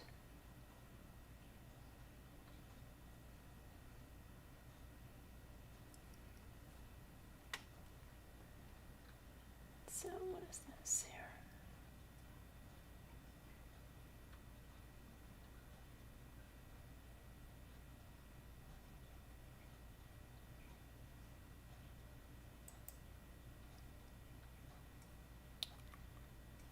Okay.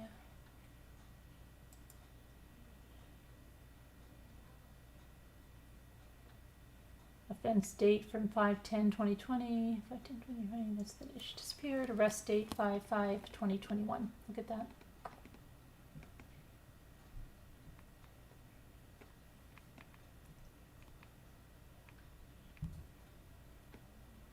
People of the state of Colorado versus Morphew, Barry Lee.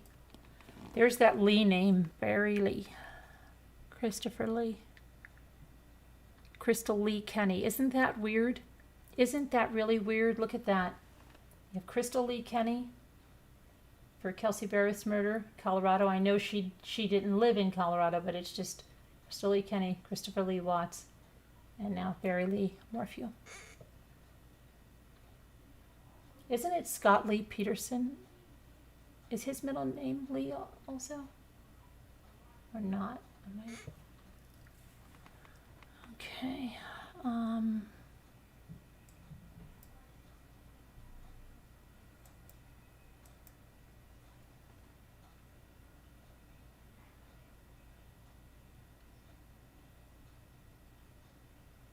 Dawn Murray. My chat is flying up there because whenever I click off of it, it takes to come down.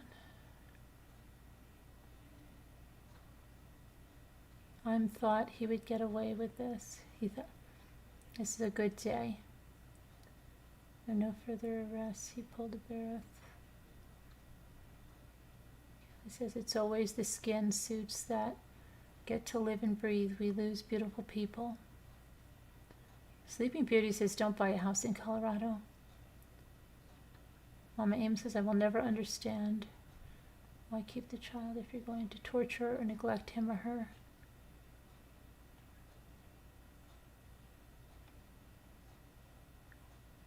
No, I think it's from that event, from when she went missing. I don't know. I don't think so, G-Maps, but I think it's just because that's the date she went missing. Or it could be that. I'm not sure.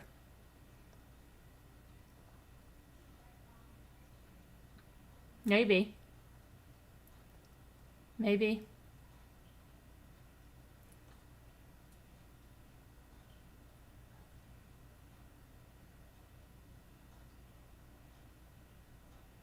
Hi, Tracy.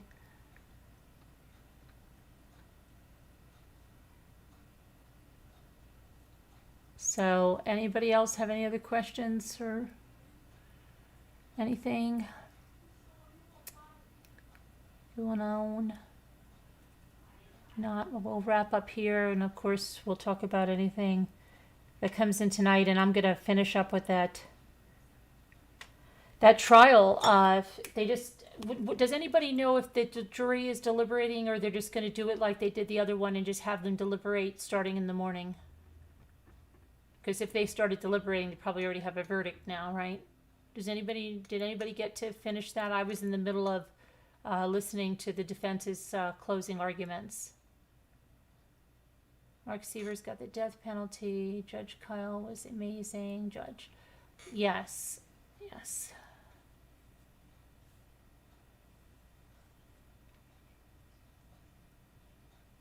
Can we do an investigation into the history of Colorado? Are you Kelly with this or something else? Hi, Davida.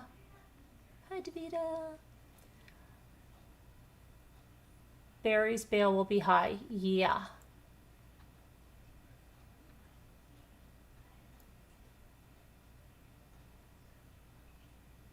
You'll go check? Okay, thanks.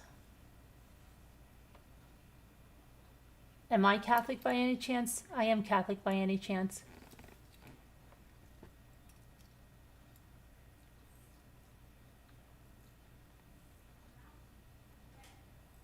Does anyone know if Ashley is okay? I asked Ashley, if you can hear us, please let us know. Just type in the chat. Everybody's worried about you.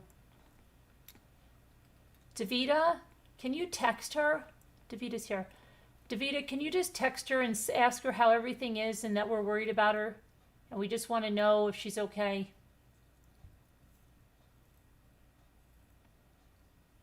Let me know you hear me, Davida, please, darling.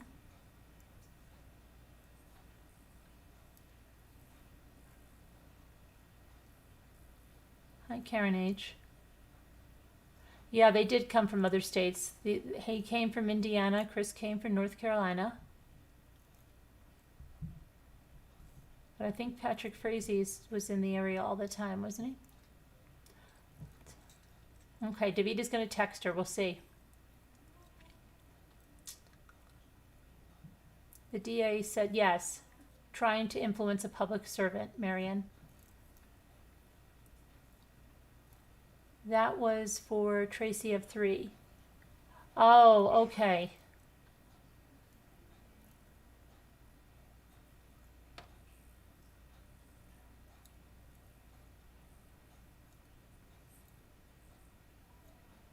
Who's attacking them, Jeanette? Who's attacking them? When I visited the cave, the winds, I couldn't go in. Bad panic. Huh. Okay, Deidre. Excuse me for leaving abruptly. Someone's car broke down in front of my house and they needed help. Oh, that's okay, Lisa. We understand.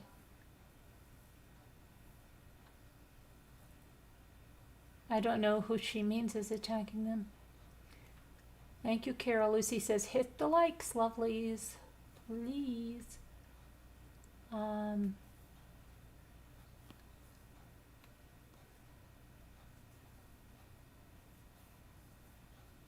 So we're waiting on Davita's text to Ashley. Hello, Dar's Cabin. And then we're waiting on Sleeping Beauty's going to give us an update about the closing arguments in the Aide trial. Aide. It's AIDE. It's funny, we just had Addie, and now we have Aide. Joshua. No, somebody was worried about her, just that everything's good and he's not texting her and all that stuff. They just want to get the okay that everything's kosher, you know, Shannon. They just want to hear that everything's good. Because she was off today because she had to go for that test. Jury is out, nothing yet. So the jury is deliberating Sleeping Beauty. They're not holding it off till the morning? Ah, interesting. Thank you.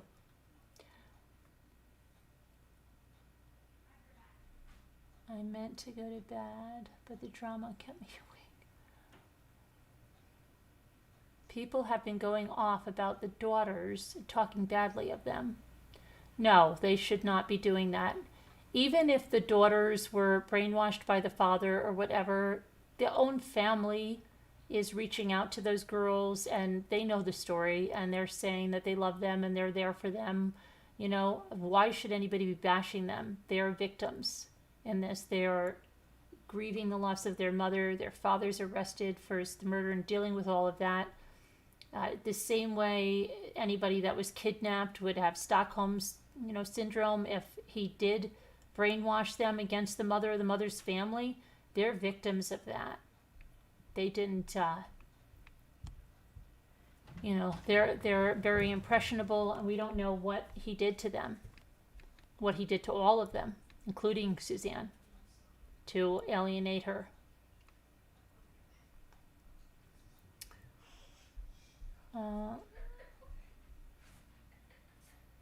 Yeah, they definitely do need support, Lorelei.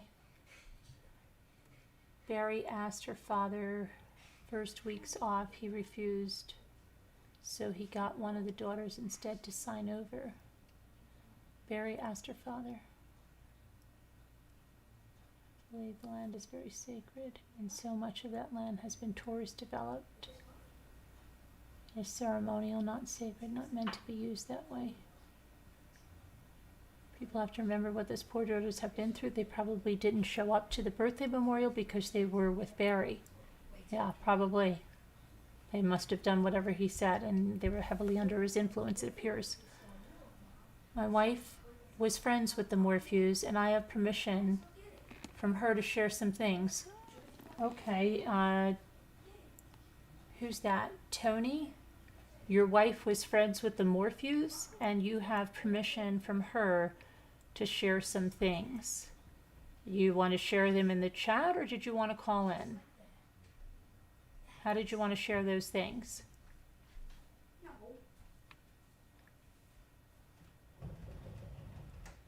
I hear you, Susie. I believe one daughter's graduating high school and one's graduating college in May.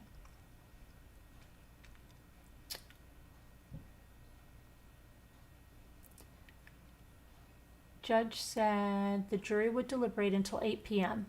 and if the verdict was not reached, they would continue tomorrow morning at 8:30 Central Time. Okay, thank you very much for that, Debbie D. Yes, what, Tony, you want to call in? If you want to call in, Tony, you need to email me, but I would need to see like a Facebook page or something that tells me who you are, because we've never seen your name before and I just have to verify that. So if you want to call in, you can email me at, I'll put the, Nightbot is going to put the email up and that's where you need to do that. But please,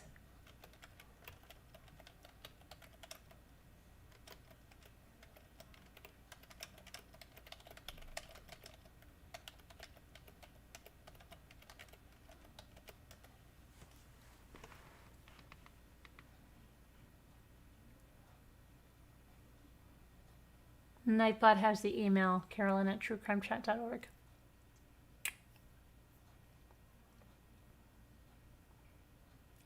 It's pretty discreet at this time, but she's a heart patient and can't deal with the stress. What's pretty discreet at this time, but she's a who's a heart patient? Are you saying one of the daughter? Your wife? Tony?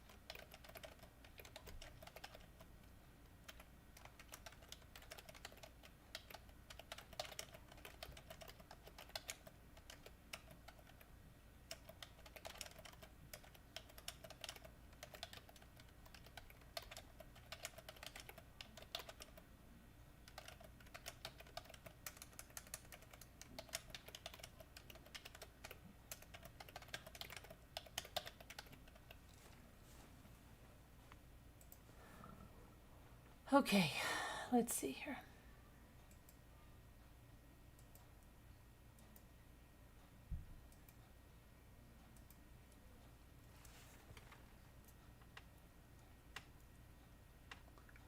I think he met his wife. I'm confused. Me too. What was the update, Davida? Davida gave the update? Hold on, I didn't see the update from Davida. Davida, what's the update? I didn't see it either. Did she give an update?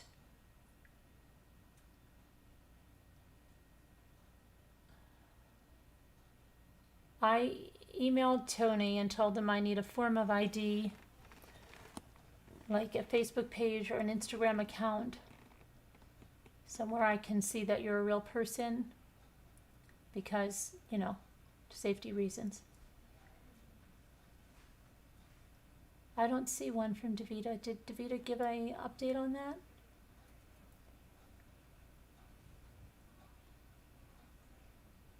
She did. Huh. Where are you, Davida? I don't see your update, Davida.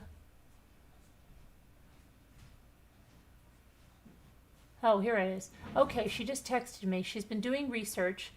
He has like 6 or 7 cell phones. She can't find any marriage or divorce records. She has a Zoom meeting right now with a parent. Okay, I'm trying to read this. Okay, she just texted me. She's been doing research. He has like 6 or 7 cell phones. What does she mean she has 6 or 7 cell phones? She knows he had 2, right? He supposedly had an Android and then he went. Does she mean cell phone numbers? She can't find any marriage or divorce records. Okay, but what did she get a friend? Oh, I don't know. I'm confused. Here's what I want to know, Davida. Did he message her anymore after she said, don't message me anymore? That's what I want to know. Has he left her alone today?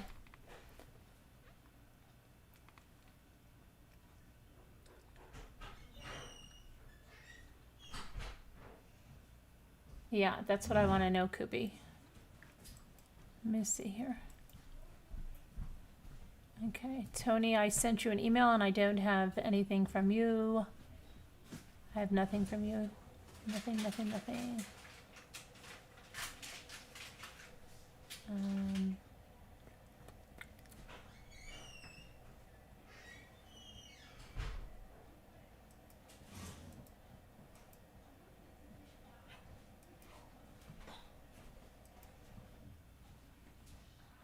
What are we talking about? We're talking about Barry Morphew, and now we're talking briefly about Ashley. If you want to rewind, you can hear all about Barry's arrest, and you can hear the press conference, and then you can hear an interview with Suzanne's sister and all of that other stuff. And right now we're just waiting for Tony to email me because he has something he wants to say about they're friends with the Morphews, and I don't know what that's about. We're waiting on that. I can't stay up for the next 4 to 5 hours. 99% of the time, if you call a man at 3 a.m. in the morning and he answers he's single, otherwise his wifey is in bed and he won't answer.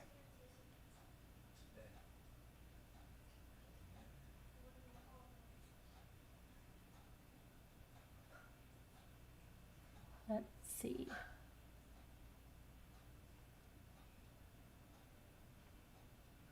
Tracy W. is totally lost.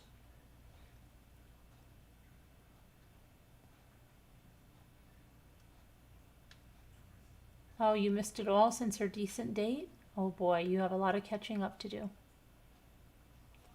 How can you join what? As a member? You can go like this. What is an exclamation membership? Nightbot should bring it up for you now. The membership should come up. Keep looking. You're trying to email me? I just sent you an email. There you go. Nightbot has it 6:56 p.m. Become a channel member. You messaged me, Davida. Hi, Free Meow. Okay, let me see. Davida. Okay.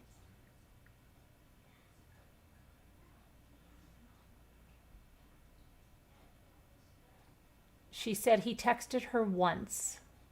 She couldn't talk. She had a meeting with a parent. She couldn't talk to Davida. She had a meeting with a parent on a Zoom. And then she said that he has 6 or 7 cell phones. And she can't find any marriage or divorce records. I don't know why she's looking at that, but Davida's still typing up something, and while Davida's typing that, I'm going to check at Tony to see if he sent anything through. Tony, I don't have anything from you yet. Let's see.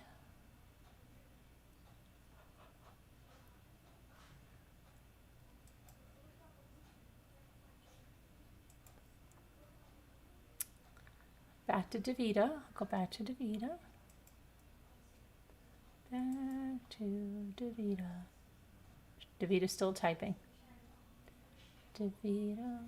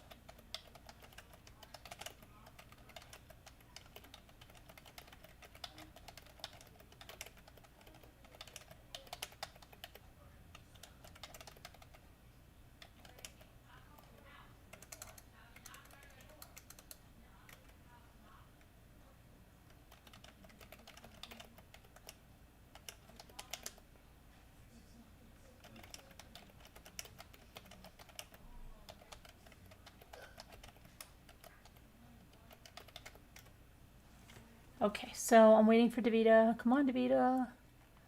Come on, Davida.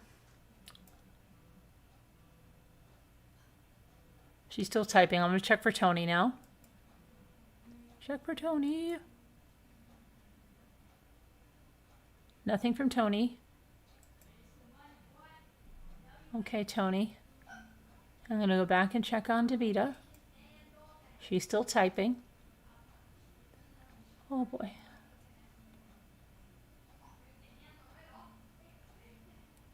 Davida, do you just want to call in with this update? Tony. Banana.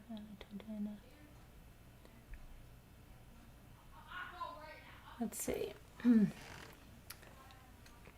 I think that put an end to your series, Cara Lucy, on online dating. I don't think anybody's signing up right now in this community after that. Sorry it took so long. New to chatting, K. Willow said. He said he's trying, DeAndy. Okay. I was hoping for Ashley. He'd be okay, but now he seems super sketch. Yeah, Mary Kate. Rachel Ross. Cara Lucy, I was thinking the same thing last night. Bagel Blarney says not to be mean, but it doesn't sound like he was a Casanova.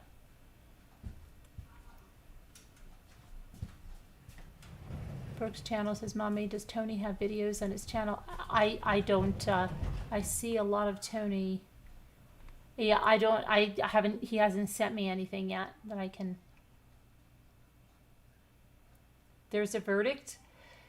Mama Ames, does it seem like we have nothing for the longest time and then everything starts to hit at one time? It's like, could this arrest be here and then the verdict be, I mean, or it's crazy. It's constant.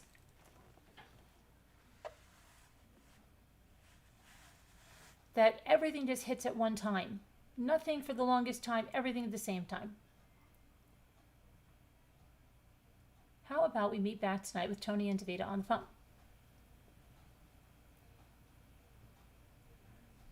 I'm going to check on Davida and see if she's answered. Okay. She is still typing. Davida, take a break in your typing, enter it, and then continue.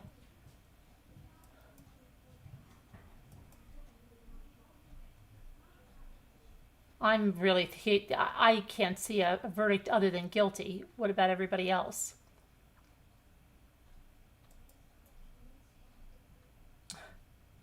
Brooke. All at once, right? It's like crazy. Your last name is Games? Tony, are you playing with us? Please email me back if you're serious, Tony. Otherwise, we can skip the games. Joshua Aide. Yeah, Joshua Aide. Verdict is in very quick. Do they know when they're going to read it? Guilty. You think it's going to be guilty or you heard it? Hey, Luke. Hi. Come on.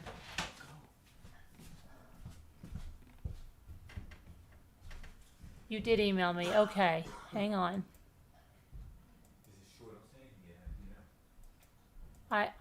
Okay. Okay, you didn't send me a link. I'm going to see if I can find it. Tony.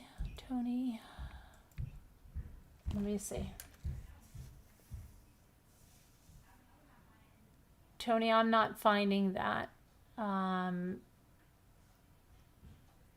Okay. Is it, what I'm finding for that is it's in another language. Hold on a minute.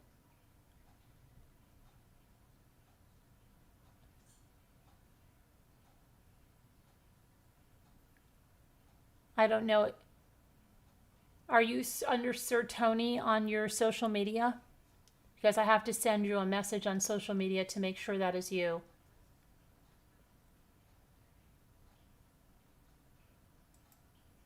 So let me know if you're under Sir Tony.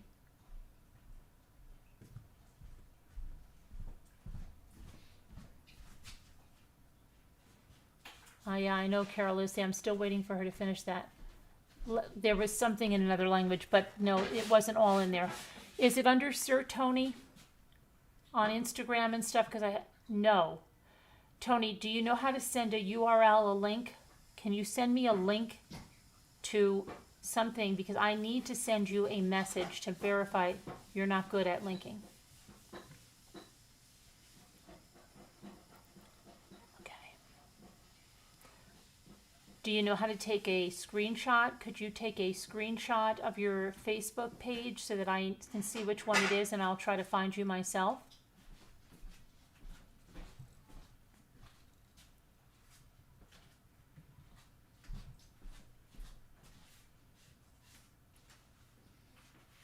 In the meantime, I'm going to check on Davida. She's finished typing. She's done typing, she said. Okay. She said, oh my gosh, do you know Davida typed a letter M and said, I'm done typing? What were you typing? Your little letters were going like you were typing like a lunatic. You freaked us out. She didn't tell us anything else.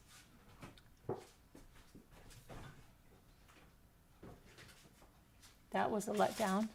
Let's see if Tony has that. Hang on. Tony.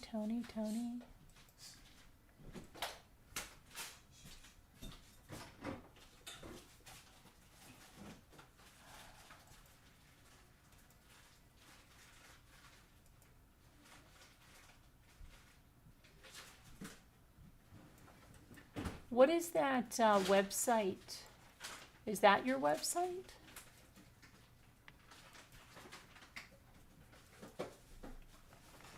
Hold on, Tony. Hold on, okay? I might be able to find you.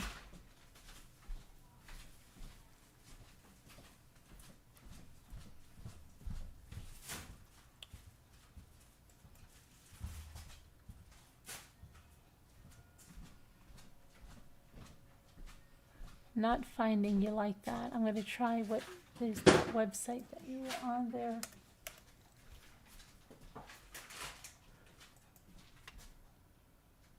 Oh.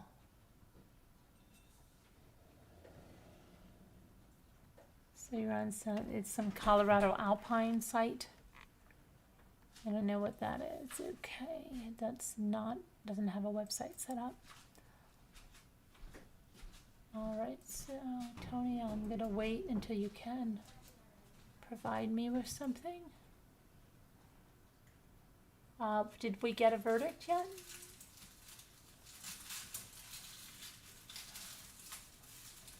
Did you guys get a verdict?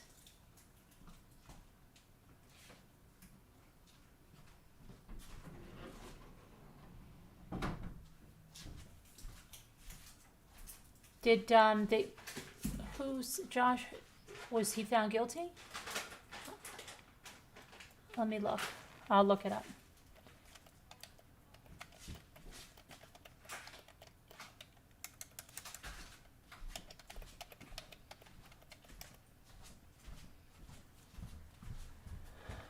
Oh, let's see.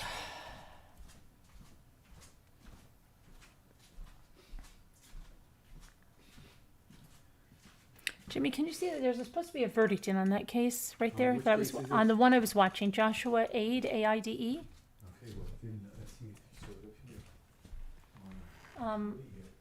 Yeah. Well, look at law and crime, please. No, it wouldn't show up there. You have to exit it because they don't like continue coverage. It's not court TV. They start a new video all the time, so you have to constantly look at their site for another video.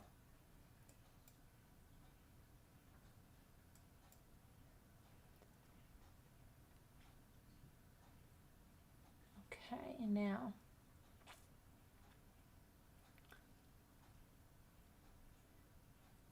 Let's see. Oh, he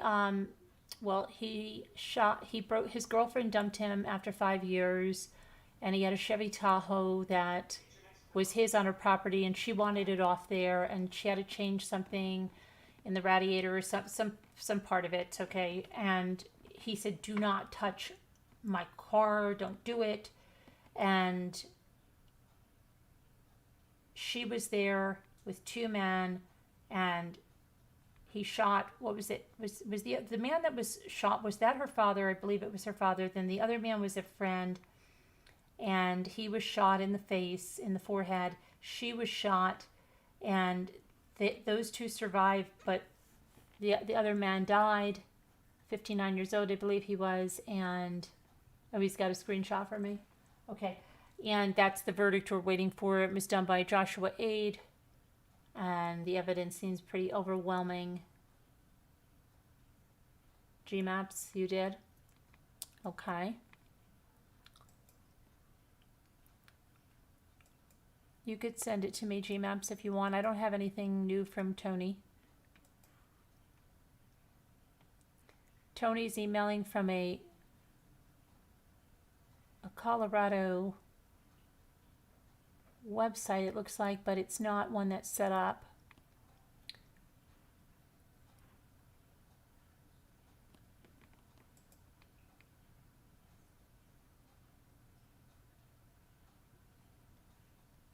Tony.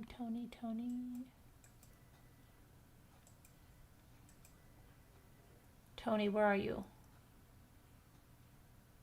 He says he has a screenshot. I don't have one. Tony, are you sending the screenshot? Just paste it into the... All you have to do is paste it into an email, and I can see it.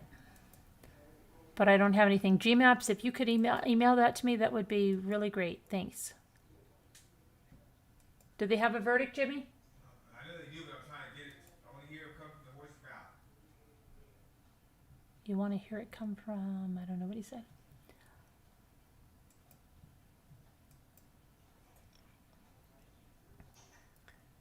Hey, Jane. Look up Tony. Other people. The judge was a little rough around the edges, but he grew on me. He went off this morning on the defense. I've never seen anything like it.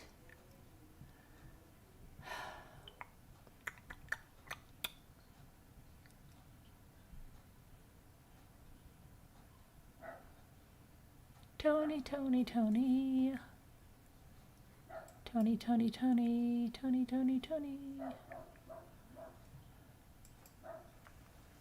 Okay, let me get Tony. Let me try to find Tony.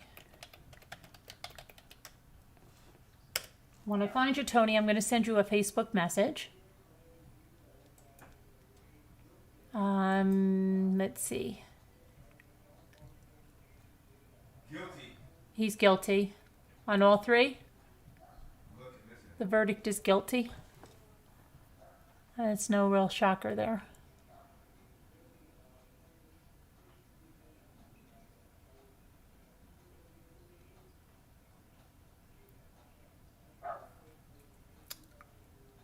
I don't think this is you either.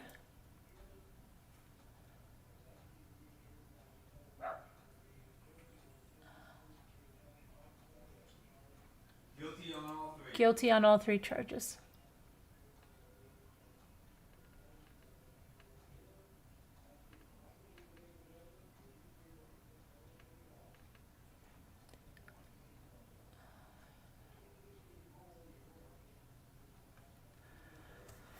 Okay. It's on YouTube. Want me to send you the link? No. I know it. It's good. It's all good. I can't show that now, you know? Okay. It's all good. Guilty on all three. I don't know. Tony, GMAPs, if you could email me that, I'm just having not the best time right now finding it. Really appreciate it. Or anyone else that's found it. Please. Okay.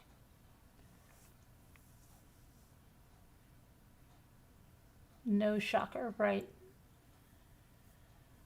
I don't know. I cannot find it.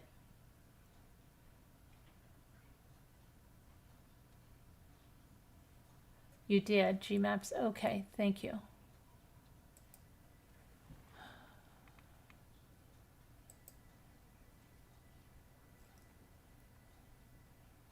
Okay, hang on.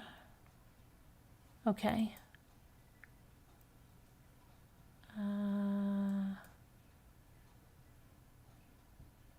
Okay, Tony. Do you like guitars, Tony?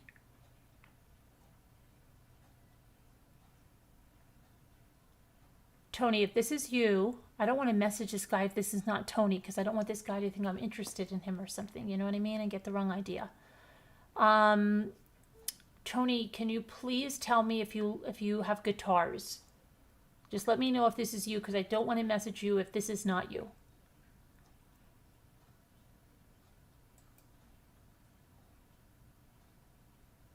Tony, just listen to me, because they might have found it for me. Do you have guitars in your Facebook, on your Facebook, as your Tony?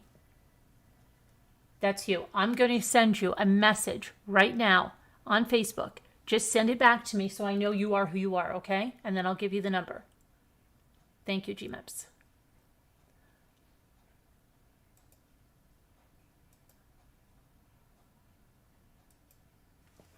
Okay, I'm sending you a message now. It's just going to say, my name's Carolyn, okay? Hi. How are you? Do you want to call in? That's what I'm sending you, and I need you to reply back to that, please. Meanwhile, I'm going to get you the number. So I have to move this for a second to get the number.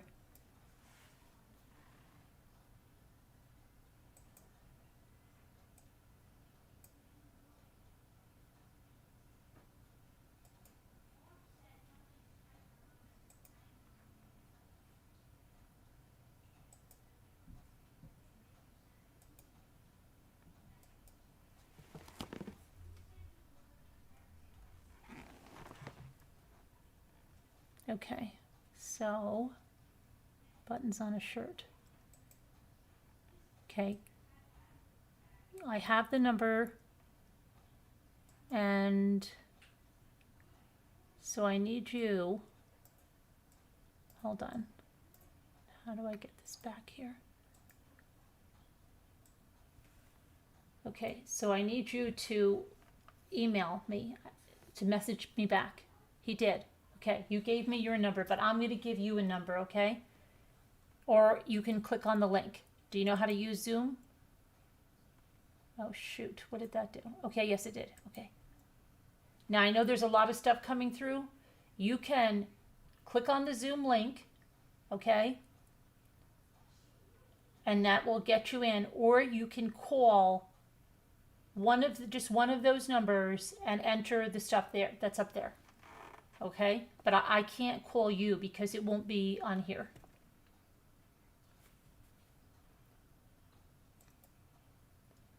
Okay, so let's see. Tony's coming on. Tony looks like a normal guy. Oh, you're putting on your jammies, 80s girl. Oh my goodness. Thanks, bro.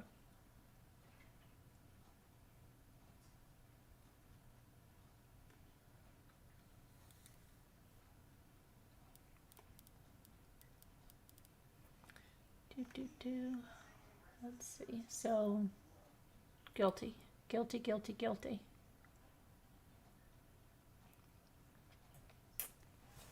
Waiting on Tony. Tony, do you see it? Can you figure that out? You just click. You can click on the link and come in. I've got all that mail behind me to open. I'm so far behind today.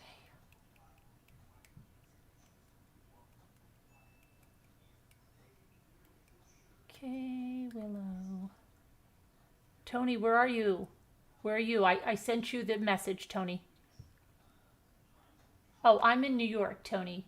Don't worry about it. Just you can call from any of those numbers. Any of those numbers will work. Any of them. Don't even worry about where it says you are. Just call. Any of the number will any of them will work.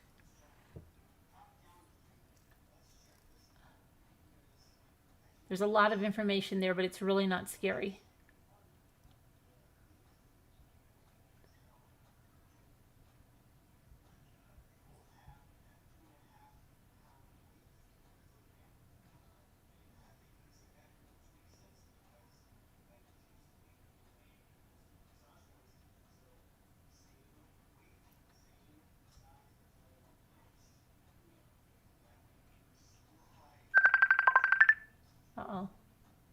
calling me from Facebook. Okay. Let's see if this will work. You want me to just check if this will work? Okay. I'm going to try.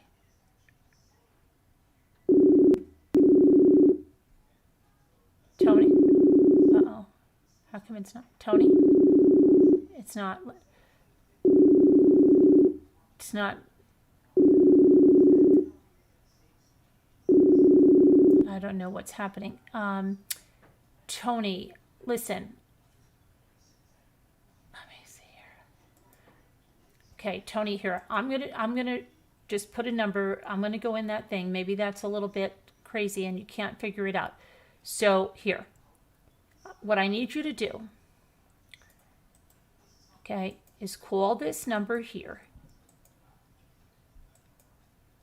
All right, and then, okay,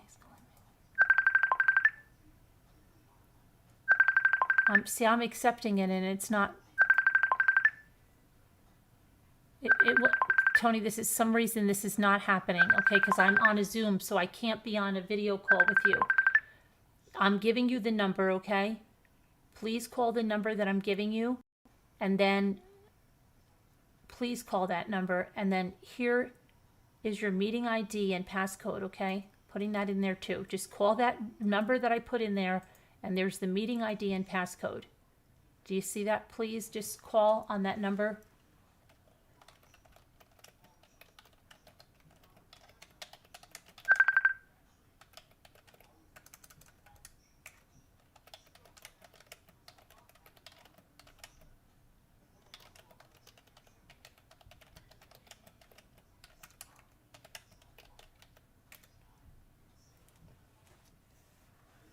Okay. Because it won't let me take a video chat, Tony, because I'm on a Zoom. It's not letting me take it. Saying my microphone my camera is being used for Zoom.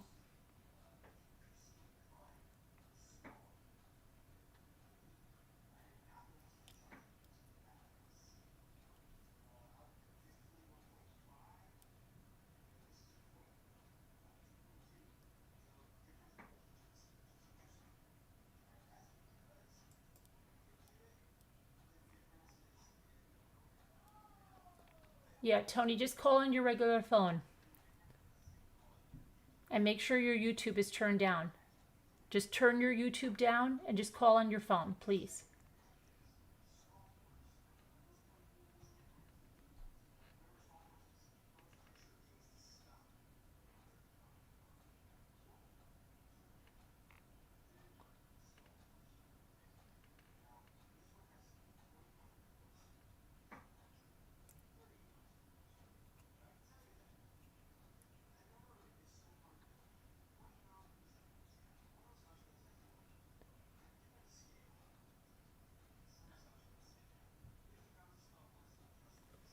Yeah, it is easy to, but he can just click in on that little link too. Root for Tony. Come on, Tony, you can do this. Come on, Tony. Can I send my mom to you when she has technical issues? I'm used to dealing with a lot of people that don't have, that aren't very tech savvy.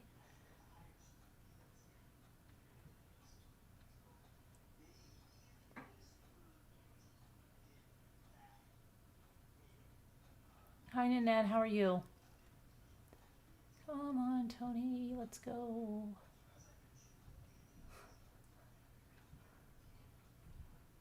Thanks, Nanette.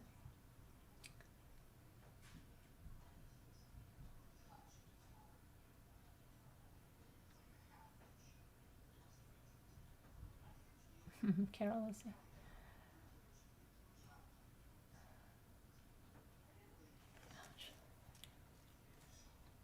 How's it going, Tony? How's it going?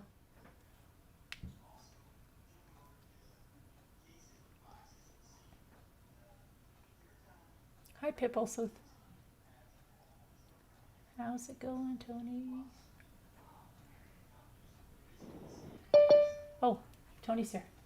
I heard like a whoo before he came in. Hold on, Tony's here. Hello. Hi, Tony. Hello. Hi, Tony. Can you hear me? Yes, can you hear me? I can. Good. Hey, how you doing? Well, with everything that has gone down today with his arrest, obviously my wife is pretty distressed about it. She was friends with the Morphews, and she is a heart patient. She had 3 heart attacks 2 years ago in March. Sorry. Wow, I'm sorry. And so she's been getting just hordes and hordes of calls. And so I asked her permission. She's actually out of state taking care of some legal business. But I asked her permission to kind of talk a little bit just about some things possibly that I can share. Okay. A lot of it is confidential and I cannot share. Sure. But some of it I can. And so anyway, I just wanted to make myself available to do that. Okay. Sure. Yeah, we don't want you to compromise any case, but anything that you are able to share, and your wife is, you're saying your wife, you think it is going to help your wife out? Say that again? You said you think it's going to help your wife out because she has a lot of stress over this? Well, she was personal friends with them. She was the real estate agent that sold their house. I see. Sold them the house initially. Her name is Carol. Okay. And also sold their house the second time. So the house is sold, right? He sold Yes. that house. And is there a family that's living in there right now? As far as I know, there is. But that is really kind of, once she takes care of her closed. business, Mm-hmm. it's done, yeah. So. Okay. All right. So what did you want? So she sold them. So do you want to tell us her impressions of them as a couple when they were looking for the house, or? Oh yeah, they were just an absolute gem of a couple. I can tell you that she had absolutely zero suspicions about Barry after everything came down with Suzanne's disappearance. And so through the process of selling them the home the first time, everything was as normal as things could be. Right. And the second time, was he different? Well, the second time, obviously, things changed. No, he was not different. But, he did most everything with my wife with his 2 daughters because they were obviously directly involved with, selling the house and taking care of business the way that they thought they should at the time. So she had absolutely no suspicions at all. She had no suspicions. You mean up until today that she's shocked? No. Are you saying she's totally shocked over this? Oh yeah, absolutely shocked. Okay. And did she have a theory on what she thinks happened to her? Not really, no. And that's really something that we both tried to not do. Is she tried to keep business and personal. I see. But as time went on, she was in contact with Suzanne a lot before Suzanne disappeared, Right. and so it was very personal with her. And so as she sat down and talked with Barry and the girls, she again got absolutely no indication that from any of them that he had done anything. And yeah, wow, that's she just thought Yeah. they were a great couple, just great. She thought they were very loving and stuff towards each other, and Absolutely, Yeah. yes. She said she saw nothing that would let anyone think that he was abusive or anything like that. She saw nothing like that. she didn't see anything like he called all the shots or she was very submissive. She didn't see. They just seemed like No. equal partners. Yeah, just normal. Absolutely. Partners. The way you see things in the pictures that are put out there of them as a couple is exactly the way she said that they were. I see. Together. Okay.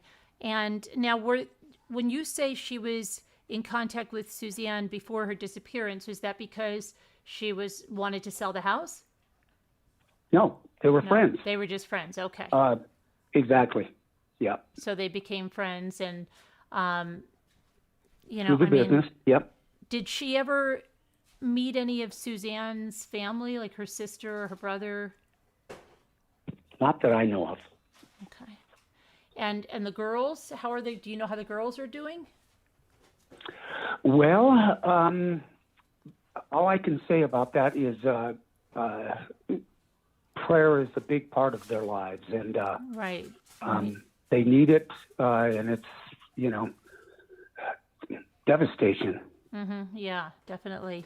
And hopefully they have, people to support them and hold them up. I know her family has made a plea out to them, so yes, hopefully they hear that, because they're definitely going to need support through this. And what about in the area now that this has gone on? Did you hear anything about where? Because there was a conflicting report of where he was arrested, that it was a work site, and then one channel was saying, one news channel was saying that it was around his house or near his house.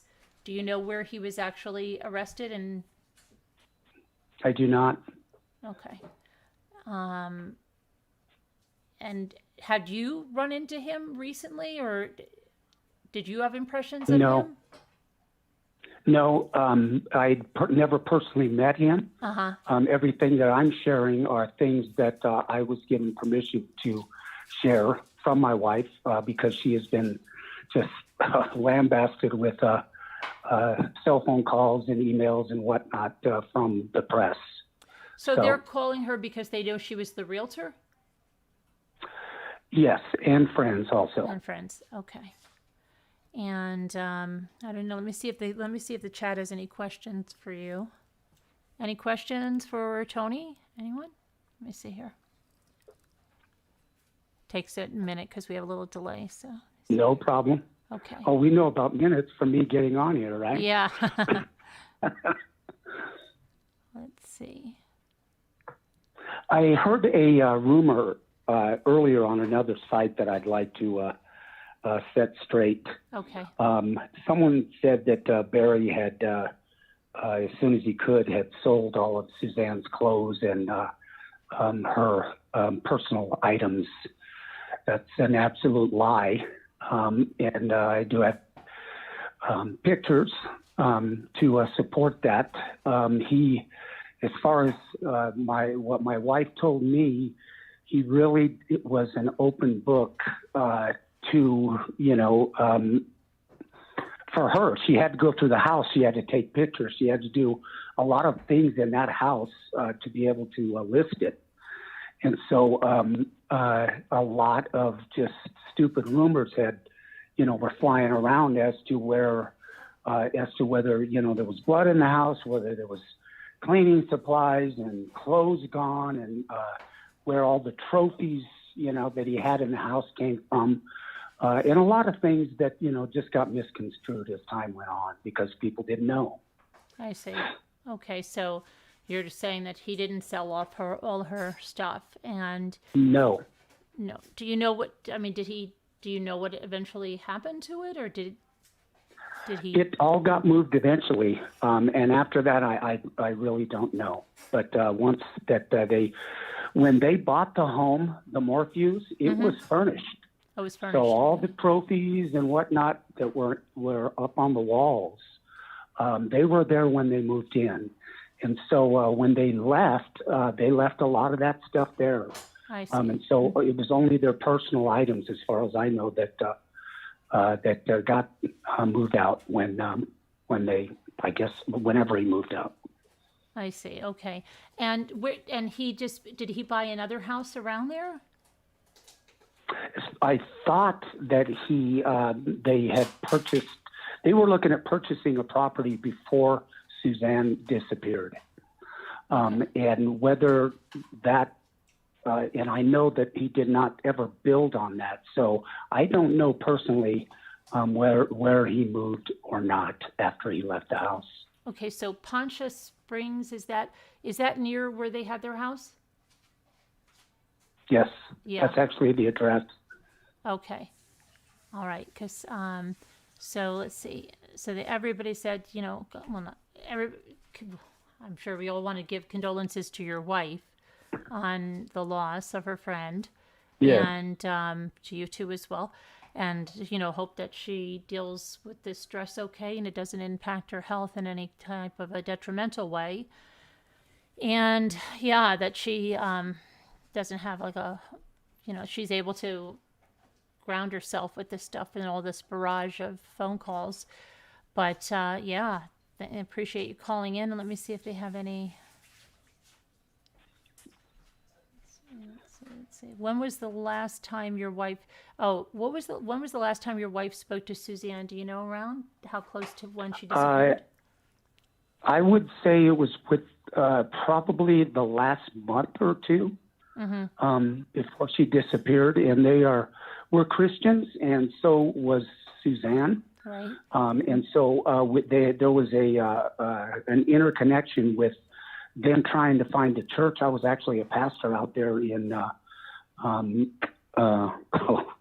forgive me, out in the area between Salida and Canyon City. And so they were looking for a church. And Carol had talked to her about, just coming by and just getting to know each other and whatnot. And so, like I said, I think it was maybe a month or two before that. Okay. And, so just to recap, she said she never saw anything between them that was questionable or anything. They appeared as a loving couple. And she never thought this entire time that anything was up or that he did anything, and was totally shocked today with the arrest. Yes. Yeah. Okay. Let me see if there's any other.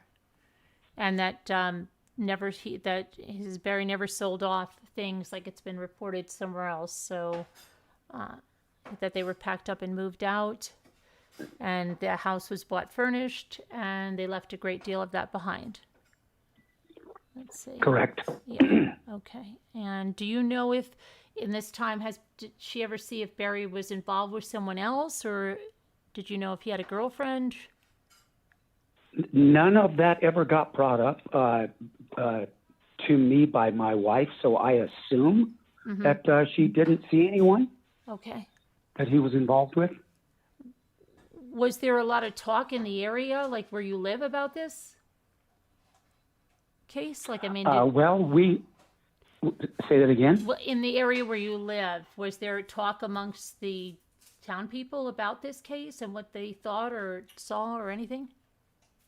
Well, we don't live in Salida anymore. When my wife had her heart attacks, we had to move to Colorado Springs. And so she had been back and forth doing whatever she needed to do to kind of wrap things up there. But yes, there was definitely talk in the area. She had to be very discreet and careful every time that she did go there, because we were known in the community because of my pastoral background. Okay. And do you know why he sold the house? From what it was told me, it was him and the girls had talked, and they just did not want the barrage of the press just coming down on them the way that they were. They had no privacy. And so that's what it was told me why he sold the house. I see. And do you know if she liked it there? When she was there, did your wife say that she liked it in that area? Or, coming from Indiana, she liked great. being in Colorado? Yes, loved it. Okay. All right. And let me see if there's any other questions here. Trying to see if they have anything here.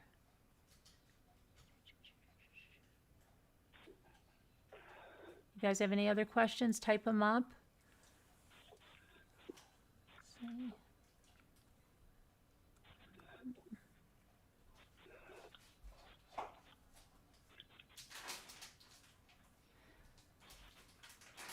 Oh, okay. Laura Lee said, does anything stand out to your wife now that he's been arrested? If she didn't, like sometimes after the fact, you say you see a red flag or anything, but did she mention anything like that to you? Well, we talked along the way during each meeting they had or whatever it was through the whole process. I'm telling you, absolutely nothing was out there that led her to believe. He did nothing to let them, including his daughters, to believe that he did anything. Okay. Let's see here if there's any other questions here. Let's see.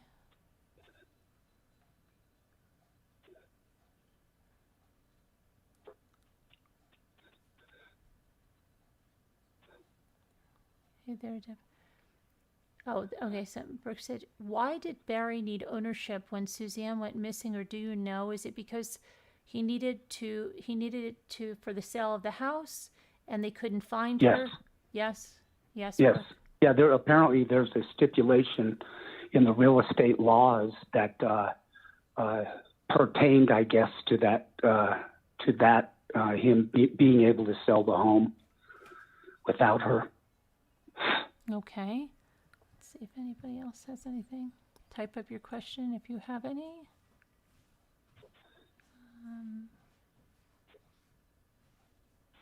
Anyway, nice to meet you. Yes, nice to meet you too.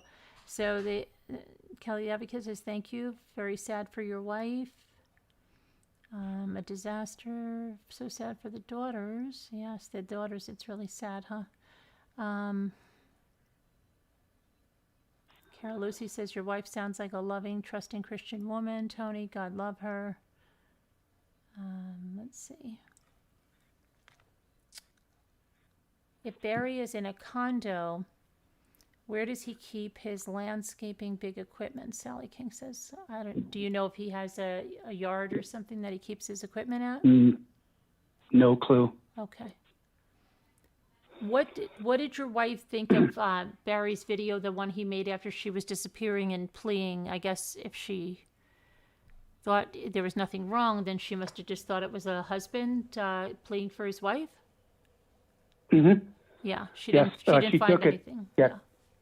No, and if there would have been signs of any kind, maybe she would have suspected something, but there just were not any. Mm-hmm. Believe it or not, I had more suspicion than she ever did. But that's just me. You're kind of an outsider, receiving information and kind of looking at everything that everyone in the media is looking at, but having an inside feel about it when I started when I started hearing about the time missing between him going to Denver and coming back and this and that, I had questions. Yeah, so you were more suspicious than your wife, and now that they're asking, now that he's been arrested, what are your feelings now?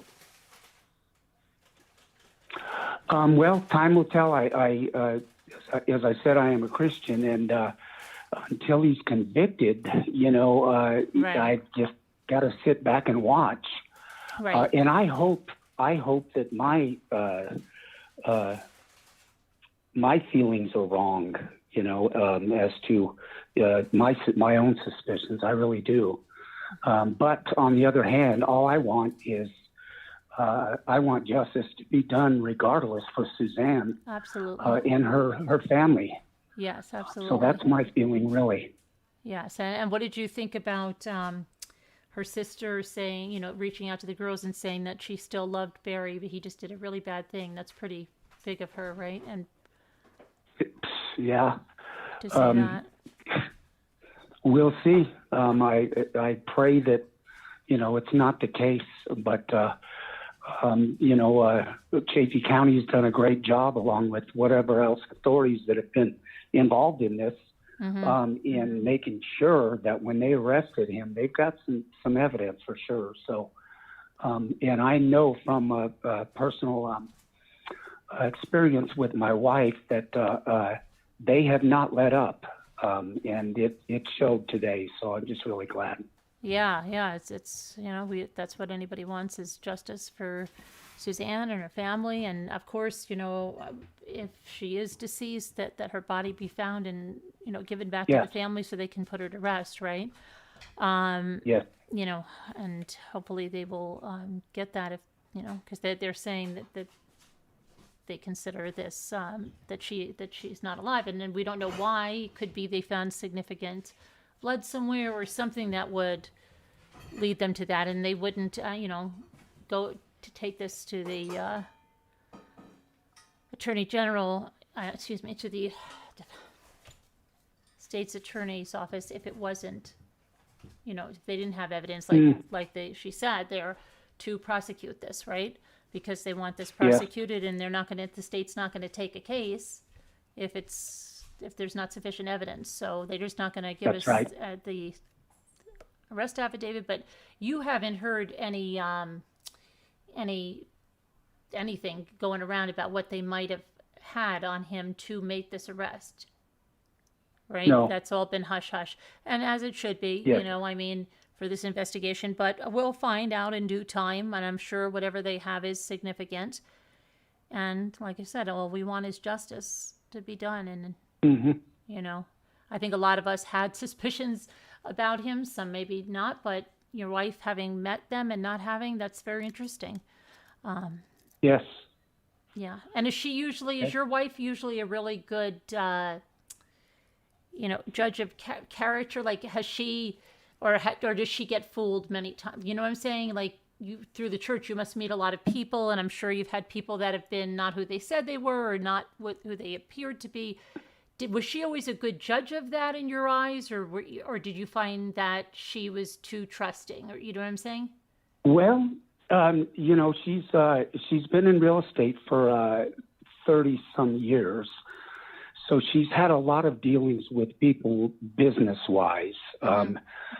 Also personally, of course, but we have both tried to look and accept people with who they portray to us, right? If that makes sense.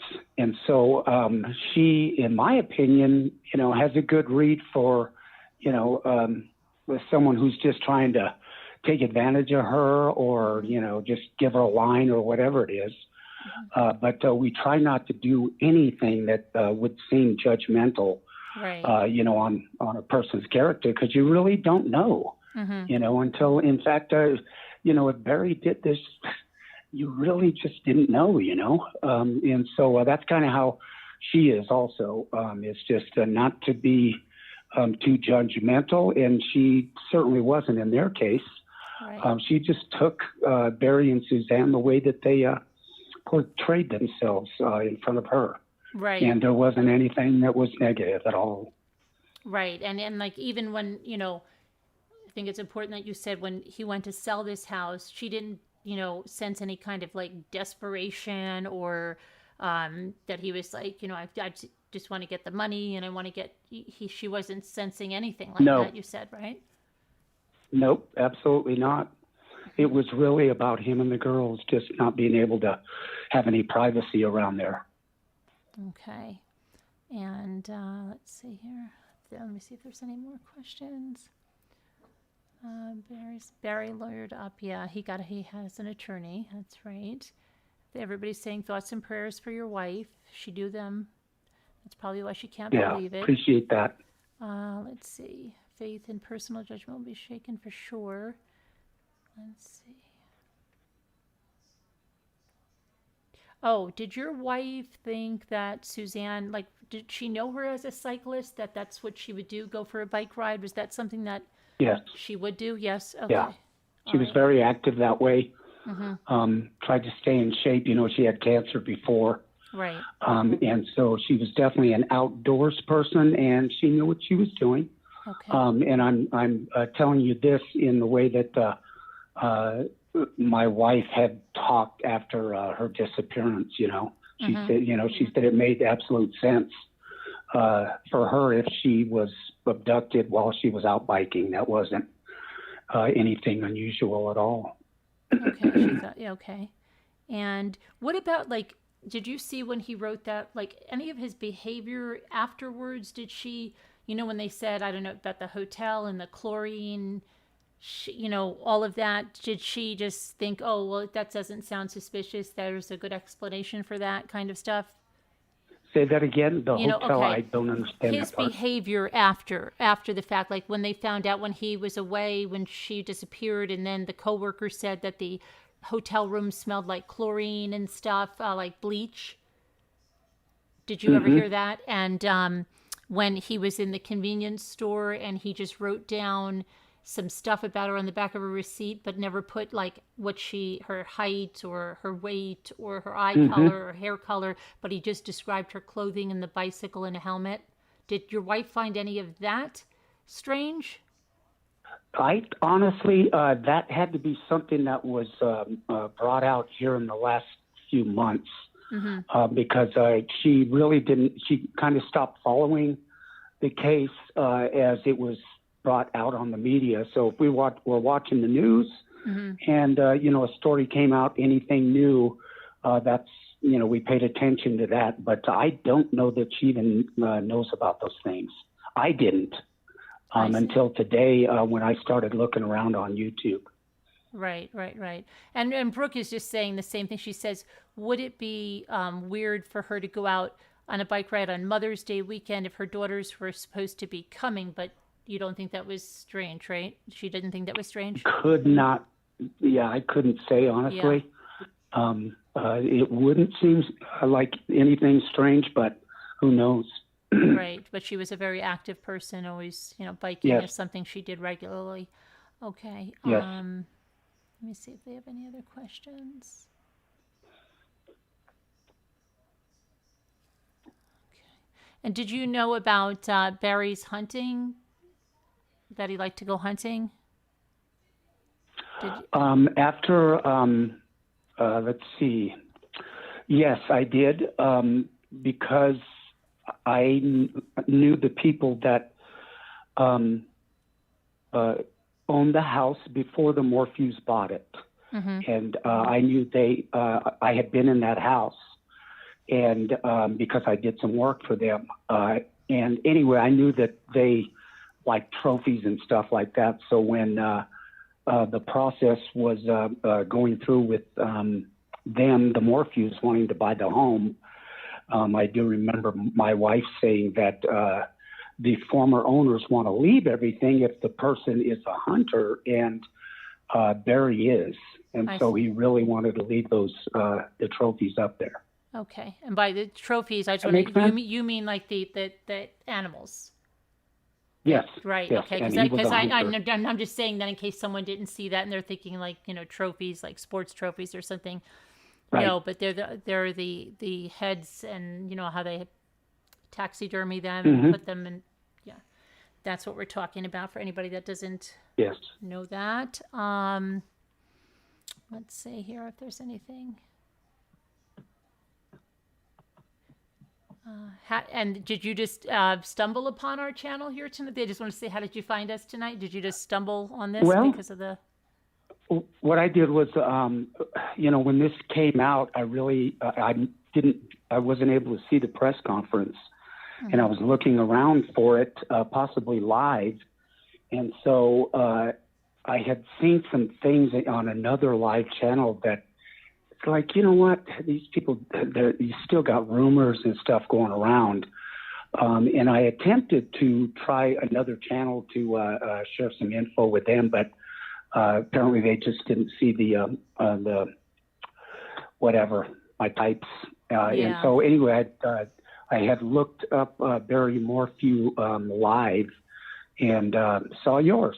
So. Okay, well, good. Thanks for stopping in. We appreciate the call. And, if your wife ever wants to come on and talk about anything, but we do, tell her our thoughts and prayers are with her for her, recovery. Because stress can, so detrimental. I hope that she can stay calm and get the, people from, because that can be really, really stressful. Let's see. Yes, let's see if and I can tell you no one's going to hear from my wife because, it's, it's an open case. Right. Yes. And there's she really has to be careful. I have to be careful. Absolutely. What I share, because certainly all of us could be called as witnesses. Who knows? Absolutely. And so, but anyway, I just kind of wanted to just get in here and just kind of share some things that I know that I could share with you guys. So, how long have you? And you lived, have my number. I do have your I'm number. sorry? I said, how long have you lived out in that area? Have you were you born in Colorado? Yes, I'm a native. Lived in Salida in that area for 10 years. And lived, we own a home in Colorado Springs that we have had many years, and we kept it, thankfully, because we certainly needed a place to come to when my wife had her heart attacks. So back in Colorado Springs. Yeah. Yep. Yep. And is your wife still in real estate? She is. She is. Okay. So yeah, that's thank you for calling. I'm just looking if there's any other things before we let you go, but I do appreciate it. And yeah, and everybody's saying blessings to you and your wife, and all appreciated. Okay, and appreciate the call in and letting us know what you could share. And anything, if there's something else you could pass it along, if there's something you can share. But I appreciate it very much for you calling in. Okay. Thank you so Yes, much. and, Have a nice day. You can certainly call me back if you need to. Okay, thanks, Tony. All right. Thank you. Bye-bye. Bye. Okay, so let me see. There we go. That was good. That was nice of Tony to call in. So let's see. So that was interesting. Okay. You never know, but like we have to be a little careful when we have somebody that we've never had and on, but that's all good. So, all right. I think I'm going to let you guys go for a little bit because I was going to go color my hair. I don't even know if I'm going to do that now. And I'm going to try to finish that, have dinner with the family and stuff. But I will talk to you guys later on tonight. Hopefully we'll see each other again. And we can talk about all of this and more in that other trial as well. All right? So everybody take care, stay safe, have a nice dinner if you're having dinner, if it's breakfast where you are, if you go to bed. But everybody, prayers for all that need them. God bless everyone, and we will see you later. Okay? Bye. Hi, Danielle. Bye, Danielle.